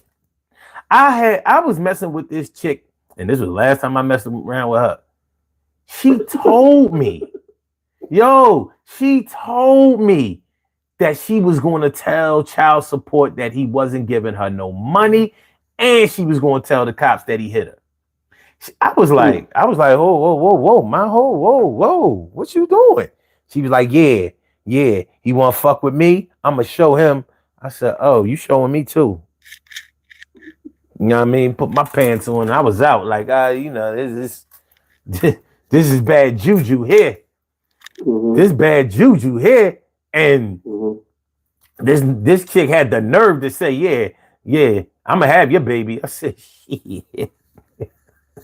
What lifetime? Oh, look. The latex said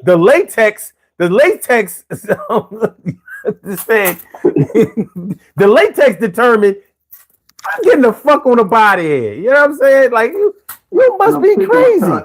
And I'm taking my condom with me. Yo, I tried to. I was like, yo, why would you do that? She was like, cause he playing with me. He playing with me. I'm gonna play with him. I was like, well, what do you mean by he's playing with you? Well, you know, blah blah. Yeah, with her little hot-headed ass, he probably forgot to put the mayonnaise and the ketchup on the cheesesteak or some shit like that. You know what I mean? Who knows? Who knows? He might have been one toy short on one of the Happy Meals, and that derailed the whole fucking train. You know, I don't know, but she's just immature and childish and ignorant. That's what that was. Well, she was young. She was about 22, 23. You know what I mean? I mean, this one no teenager. You know what I'm saying? She was old enough to know better than that, but she knew what to do. Cause that shit is going. It might not have worked. It may not have worked in the long term, but in the short term, he gonna wind up having to pay his way in order to be right. That's what motherfuckers do not be taking into consideration when they be jamming you up in court and getting you locked up. You gotta pay for lawyers, so you going broke for some shit that you didn't do. You are around her. Who did she learn this from? I don't know, man. Listen. Whoever she learned it around, I wasn't around to see who she learned it around because I wasn't. Yo, that did it. It was pictured. It was 1997. You know what I mean? I was young. I was wild. I was free. I mean, and I don't mean that as a. That's just. It wasn't a question for you to answer. But I mean, what did she? And I'm just speaking it out. What did she see her mom do? What did she see her grandmother do? Her aunt, the women around her do? So by that I mean, like for me, that's what we were talking about earlier. Remember, sir? No, she was from Harlem. She wasn't from Philly. So she brought them nasty ass Harlem ways to Philly. So what I'm saying is, because earlier I had said that you're a property of your own environment. You know, so when you sit back, if you've seen aunts, mothers, or anything, and they went through an argument with a parent or an aunt or uncle, and you've seen that type of thought in their head, and they did it in front of her, and it soaked into her mind, right? And then all of a sudden, she had a baby, and it might not even been an argument. It might have been the fact that he moved on, and she still wanted to do her thing, but he moved on to something else, and he's doing better with that person, and there's a jealousy involved. And that could have been something that triggered that emotion. But regardless of what triggered it, regardless of what triggered it, that's not something that you go with. If he's taking care of this child, why? Or even if there was a mishap, why would you do that? You understand what I'm saying? There's no reason behind it. There has to be a balance with teaching. Like, I got a story to tell you. Before you brought Kim on, I had this story, and this is a true story. Me and my wife at the time, we had my oldest son because he was going through problems with his mother, so we had him. And when I got him to me, I told him he was taking him to school because at this time I was out on work compensation. I had surgery on my right ankle. So I'm taking him to school. I'm like, look, do not get in the school fighting and this, that, and the other. The only time you fight is when you have to fight. Somebody put their hand on you, you defend yourself. It got to the point where somebody put his hands on him, he wouldn't even fight because he thought this I would get mad. I said, no, that doesn't happen.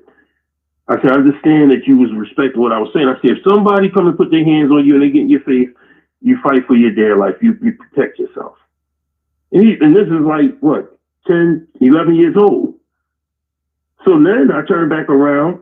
He did something at the house, and I'm like, look, you can't go down to your mom's house this weekend because she's not going to she's going to let you do whatever you want to do. And right now, you don't deserve it. You're on punishment. And I told her about it. But I wound up taking him down there anyway because she wanted to spend time with him. But instead of her having an understanding where I was from with it, she had a jealousy towards the fact that he had a relationship with my wife. And instead of sitting back humbling yourself and saying that this is for the betterment, and he was doing great. Grades is up, he getting A's and B's, handwriting better, he learned how to count money a lot better. He's learning a lot. And instead of understanding that, she took him back for me. Instead of realizing that he needs to be around his father, the selfishness took him back from him, and it took him down some bad years until, and I told you, from 2010 to 2020, he was in and out of jail.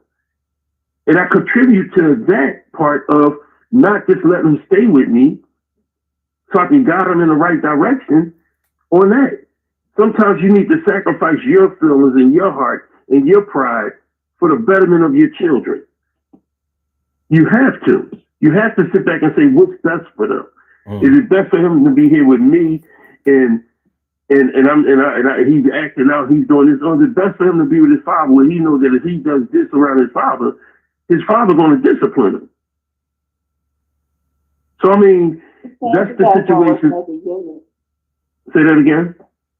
I said it's sad you guys weren't working as a unit. They said what? You guys weren't working as a unit. Yeah, and it's not is the mother, the wife, and the father. We all have to work as a unit for the betterment of the child. It's not to be jealous because of the relationship he has with another female. Love comes in. Love, it takes a community to raise a child. So when you sit back, it's not just a community in the neighborhood, it's a community within the family. I wish you would tell me, as an uncle, you're not going to put your hands on my child, and your child is my nephew, and he just disrespects somebody outside or disrespect the old lady. But when he disrespects you, you want me to whoop his ass. No, that's not how it's going to be. I'm going to whoop his ass for disrespecting that old lady for calling her a bitch, and I'm going to beat his ass for calling you a bitch too if he called you out your name. No, that's not how it goes. You don't want me to be there for you, but when you go out in the street and he act a fool, you want me to be there for him. You want to tell me what not to do. Like even with my own kids, I told my kids one time I disciplined my son, and I told any of my children that I disciplined, I said, listen, whoever you want to call behind this, if you go to school and your teacher say, if you tell your teacher and the authorities come to the house, I'm gonna politely pack your shit. And I'm going to tell them, if I don't discipline my son the way I need to discipline my son, then he'll discipline the street the way he's going to discipline the street. And it's going to lead him to death or jail. My daughters, I would never put my hands on my daughters unless I have to. I put my hand on my daughters before mine, and I cried like a bitch. I cried. But my sons, my middle son, I only disciplined him one time. My oldest son, oh, no. The things that came out of his mouth and the way he disrespected adults, especially women, you're going to get it. So me as a parent, and he told me, he said to me that, you know what, you was a bully. I said, how was I a bully? He said, because you did this to me, you did that to me. I said, can I ask you a question? Did it work? He said, no, because I was locked up off and on. I said, well, maybe I should have bullied you more. Because if you didn't listen, if you didn't comprehend that the fact that I didn't want to do it, I had to do it. My grandfather didn't want to discipline me. He had to discipline me. And you don't realize that shit until you get older, see how society is and see how these young men are moving around. And you see that a lot of us didn't have that father figure. So when you got somebody that love and care you, shit, I still think of, I still have a conscience of things that I do because I think of the spirits of my elders that can still come to me and visit me. Now, maybe people don't think that way. Why he thought he was a bully, though? Did you ask him why he thought he was a bully? Yeah, he said because I beat him for this and I beat him for that. I said, well, let's examine what did I beat you for? Tell me one thing I disciplined you for that you wasn't supposed to be disciplined for. I said, you went to school, you got to fight. The day before that, you got to fight with somebody, and I didn't want to do something, and I didn't do nothing. I told you don't do it no more. Here's the thing. Y'all off track because this ain't about y'all kids. No, it's not about the kids. I'm talking about the father and mother aspect. Mm-hmm. Now, I'm talking about the father and mother aspect. The thing about it is that when you sit back, women have to understand what's better for the kids, and the father has to understand what's better for the kids, whether it's a girl or a boy. And because it can scar them. It can scar them. You know, and that's the part about it. It's still things like when somebody brings up my father and stuff, right? I'm proud that he did the best thing was he made me.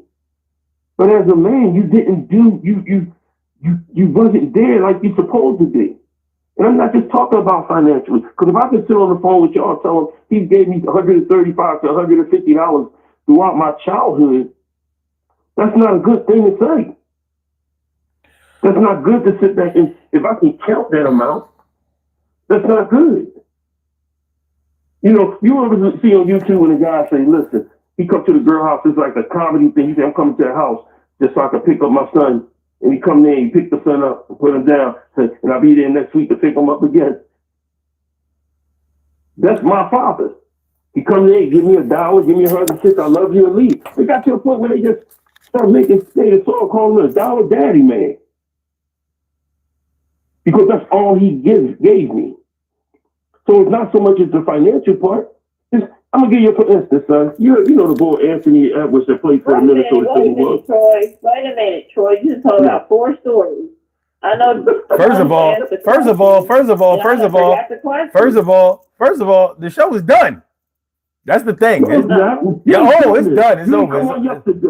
You ain't come on yesterday. So what you think we're gonna do 4 hours today? It's not gonna happen. All right, listen. You always another 15 minutes. Listen, I want to thank both of y'all for coming on. I really appreciate y'all commentary as usual.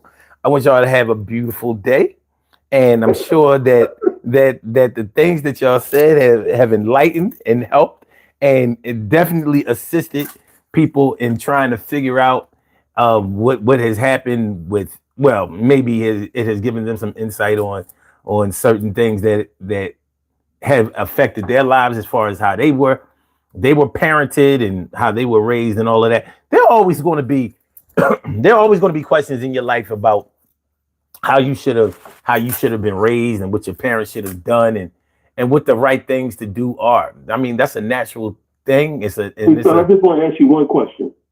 I know you got to go. Can I ask you one question? What do you think about that Anthony Edwards situation? Who is Anthony Edwards? That played for the Minnesota Timberwolves when he don't want to be bothered with the girl that he had the baby by, and not the baby. He want to give her 18 years worth of child support and not be bothered with the baby.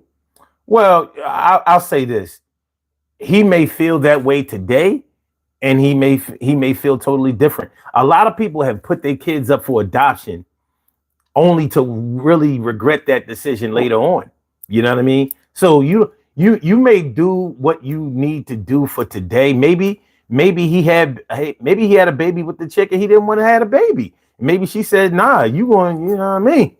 You bust them nuts. You got the wrong one."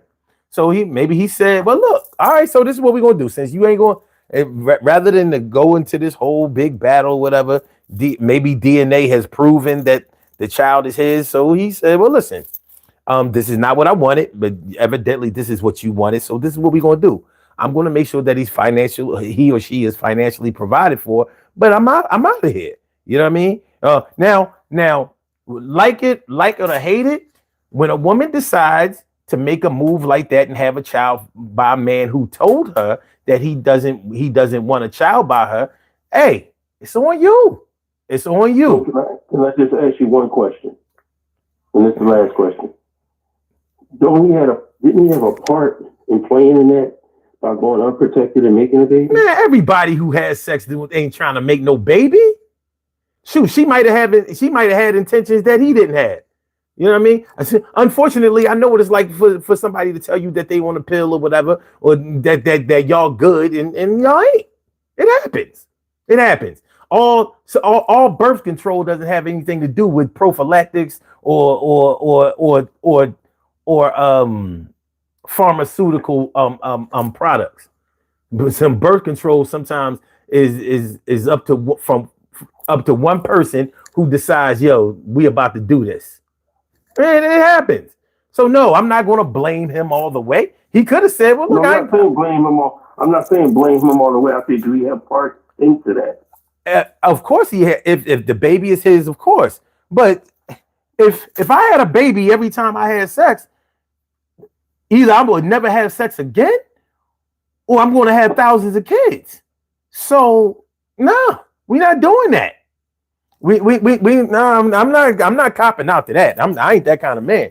You know, dude, shoot, that would be just like a woman saying, well, you know, I had unprotected sex, so I gotta have this baby. What do you mean? What do you mean? Huh? What? So out of everything else you do in life, that could be somehow reversed. But with this, you got to pay the ultimate price, and you won't even go to church. Oh yeah? Well, nah, we're not doing that. So no, just because you had unprotected sex does not mean that you have to take on that responsibility. Now, this is a whole different argument, but for the women out there who say, well, my body, my choice. All right, well, just remember, not have your children not having an active father in their life was your choice because of your body decisions. So you can't have it both ways. You got to have it one way or another. You know that a man doesn't want the baby that's in your body, and now all of a sudden you are pro-choice. I mean, you are pro-life, knowing you probably got 3 abortions on you. You know what I mean? But we ain't talking about that. We ain't talking about that. I can't do it again. All right, just know. This has a trickle down effect. So you'll be cashing those checks every month or whatever, but your child won't have that parental guidance from the dad today anyway. Because who knows how he'll feel later on down the line. Like I said, a lot of parents have given their children up for adoption only to really, really regret that shit later on. You know what I mean? The way you feel today ain't the way you're gonna feel forever. You know what I mean? It just ain't. I agree with you, but I disagree on some of it. But we can't take that long because I just wanted to find out what you thought about it. Yeah, nah. I respect the fact that you get ready that it's time to go, but I see it in a different direction. I blame the fact that she got pregnant. It takes 2 to tangle, but even though at the end of the day, you know, as a man, you knew for a fact that that's the grounds of reproduction comes through sex. And when you have sex, if she told you that she didn't have, that she was on the pill, right, and you know that you are a person, that you are a millionaire, and you play ball, you know this, you have to have protective sex. You have to, and when you get done, matter of fact, that condom has to be your condom, and when you get done, you have to make sure that condom is flushed down the toilet or take it with you, because there's waves of women that get pregnant by that. So all these guys that you have in your head, and then all of a sudden you got her pregnant and she's making a decision to keep the baby, you shouldn't have got her pregnant. You shouldn't have went wrong. So it's all on the that wasn't your woman. It's all on the dude. It's all on the dude. So birth control is all about the male. Look, that's not what I said. I said there's a difference between you being a regular Joe Smo and you being a person that is a millionaire, and this woman knows who you are and she knows what you're into. Regardless. So if you just a fly dude from around the way that all these young girls want to get with and have a baby for, and what's the difference?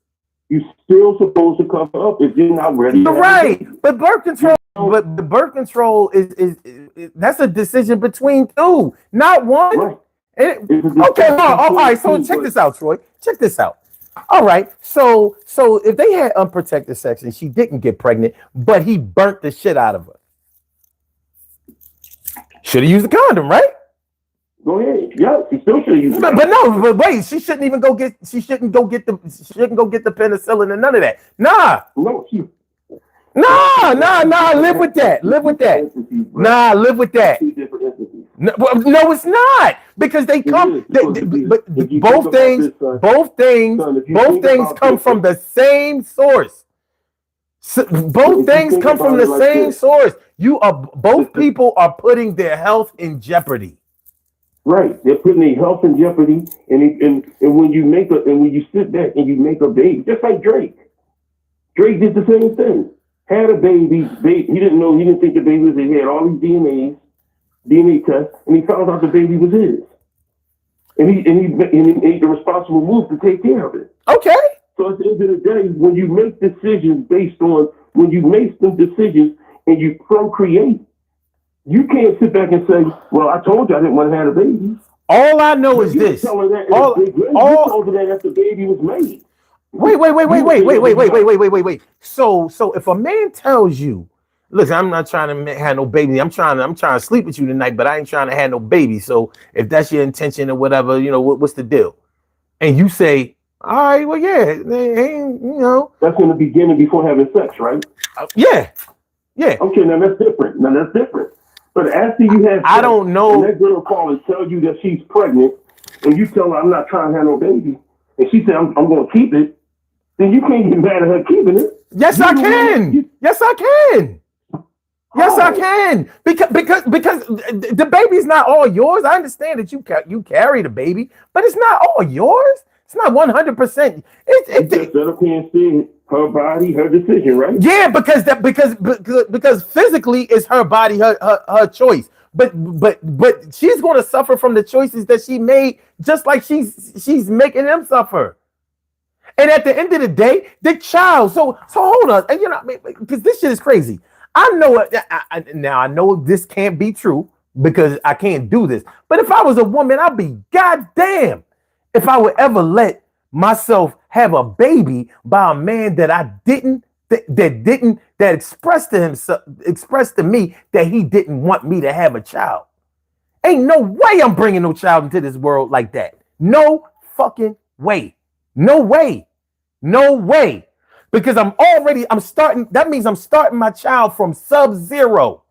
It's bad enough that I'm starting them from zero if I have a child by somebody that I don't know. But if it's somebody that I hardly know, that I haven't even had this. Set up here and you just said, son, the part that you just set up here and said, having a child with somebody that you don't know. So when you said that and you had sex with somebody that you really wasn't dug into and you impregnated, that means you went wrong with her. You don't know. No, Troy, you don't know everybody's situations. When I say somebody that you don't know, I don't know how much you don't know them. I don't know how much you do know them. I know this. A man and a woman are adults, hopefully, and they get together and maybe within 3 weeks, 3 months, whatever, they get together and they start having sex. Maybe they started off with protected sex and then they somehow gravitated towards unprotected sex, because some women practice birth control even though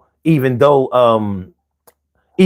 mean, some women may use condoms and stuff even though they can't get pregnant, or because they don't want a pill or whatever form of birth control that they're using to make sure that they protect themselves against STDs. So maybe after they saw that they were clear from STDs, they started going raw, and next thing you know, she gets pregnant. But a woman knows what's going on with her body, so she knows if she's in the position to get pregnant or not. Does she always share that with a man? No. You know what I mean? She might make a move. There are plenty of situations out here where a woman might love a man more than he knows that she loves him, and she like, well, look, I'm gonna have a part of him regardless. You know what I mean? You can't under or overestimate the rationality of a woman's mind with all that estrogen in her. You know what I mean? They don't always make logical decisions. They make the emotional ones, and they wind up getting bit in the ass in the long run by those emotional decisions plenty of times. But hold on, because you already jerked me out of. I'm making this show long. I'm gonna make the statement. Then that's it. That's it. Babies are created by two, not one. So you're not going to tell me that the decisions of one have to stand and they are stronger than the other one.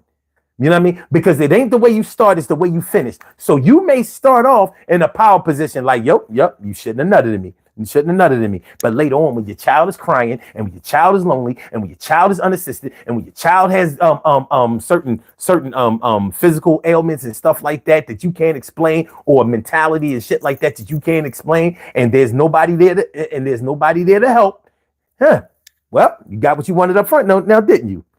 Your body, your choice. You good? When you get a chance, I want you to go on YouTube, go online and look that up. I want you to read up on that story for me. No, I ain't gotta look up on shit. I'm 55 years old. Look, I know. I want you to read up on it for me. So listen, I could write this book. You know what I'm saying? I'm man, the fuck. Listen, y'all. I want to thank y'all for calling in. Appreciate it. You know what I mean? Love is love. I'll get back with you. Hey, listen, have a happy Sunday and do these birthday shout outs that I get with y'all. Love is love, peoples. Peace, Kim. Peace, Troy. All right. All right, y'all. We have some birthday shout outs to do. Some people were born on this glorious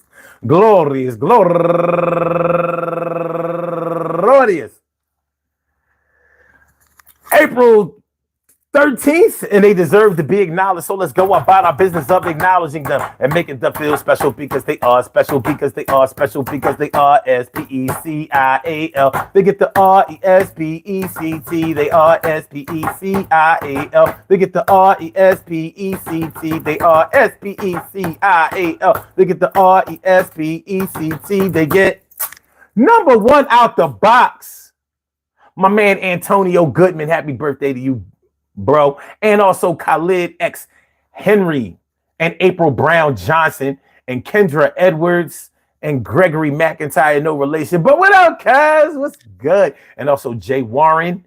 And that's the last from today. But I'm going to cover yesterday's birthday because we weren't on yesterday. So shout out to my girl Queen Danine Super, happy birthday to you, and Frank Antoine, and Bobby Romero, Paulette Myers, Jackie, Love and Peace, and he's raising money. She's raising money for the Public Media of New Jersey Incorporated, and Xaviera Jones, my man Rick Fleming, my brother Ryan C. Posey. No. Tanisha Alexander, Jacqueline Dickens, Vanessa Boss Lady, Lovers for the Arts, Charlotta Duet, Nestor Ramos, and that's going to do it. Oh, and today, Dimples D's. Happy birthday, Dimples D's. I want to say happy birthday to all of y'all. And I hope that today finds y'all in all good health, happiness, mind, body, soul, and spirit. And that goes out to each and every person out there born on this glorious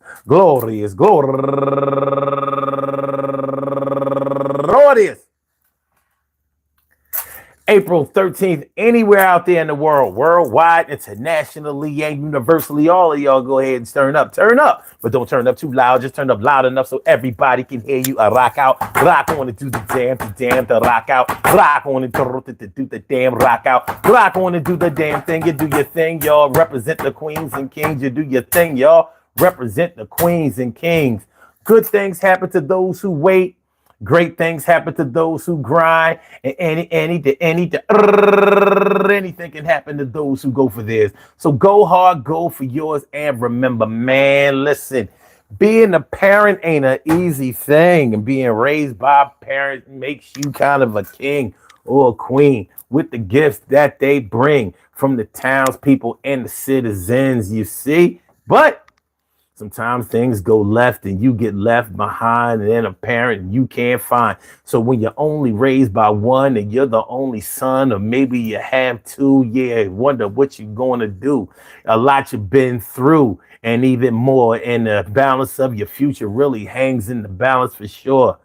But take a tour through your mental state and go all around from town to town, and don't hate.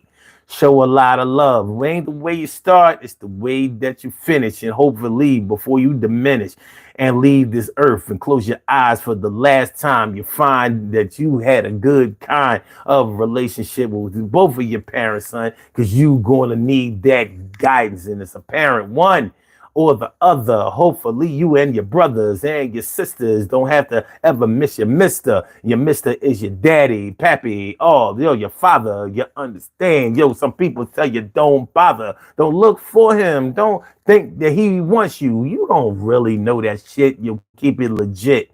If you miss your dad, you miss your mom, as long as they're on this earth, they something do fine, because you have the ability to be as great or as worse as they were, and it might occur, and that you got all kinds of problems and you can't solve them. You don't know that they've been through the same thing you're going through. So if you don't really know what to do, there's a good chance that they was confused as hell too. But I'm gonna tell you how I feel. I'm gonna get through this life, and for real, for my dad passed, I said something. I need something for you to tell me that's definitely going to last. And he shared a few things, still a few questions. Left me hanging in balance, and I had suggestions, but I gotta do better for mine. So I was pressed. I said, so I gotta do better for mine. So I promised him For the rest of my life, I'm gonna let the stars shine and make sure that I bless mine. And I'm doing that. Am I perfect? Get the fuck out of here. You crazy? At this particular time, I'm working. Trying to be responsibility jerking. Shirking. I see you tomorrow, man. Peace to all my day ones, my everydays, and my brand news. I love y'all to death. Resuscitate y'all. Love y'all right back to life. We will be back tomorrow night, Monday, going into Tuesday at 2 a.m. Y'all know how we do. Y'all know how we do. Hit that like button. Share the show. Subscribe to the channel. Let me go over this poll before we close this chapter. Do you think that people who don't respect their parents wind up being like their parents? 39% says yes. It seems that way. I'm surprised that people agreed with that.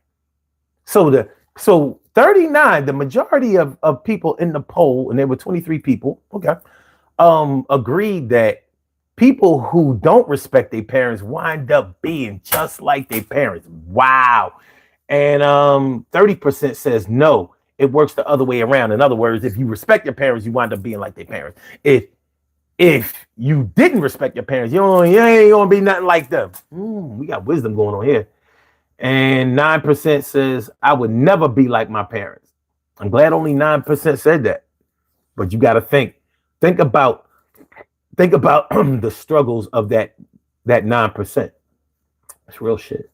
And 22% says I like my folks in some ways, but in other words, like, saw my mom do this, saw my dad do that. Overall, yeah, I love them to death. But for mine, I'm gonna take a different breath. I feel you. I feel you. Yo, man, have a great day. You know what I'm saying? Show love. Always show love, spread love, man. I want to thank y'all for coming through. I hope y'all enjoy listening to the show as much as I enjoy broadcasting it without a diggy doubt. A diggy doubt. My man, Art of Mine, 559. Thanks for coming through on the last few seconds. The last few seconds of the game. I get at y'all, man. Hit the like button, share the show, subscribe to the channel. Holla!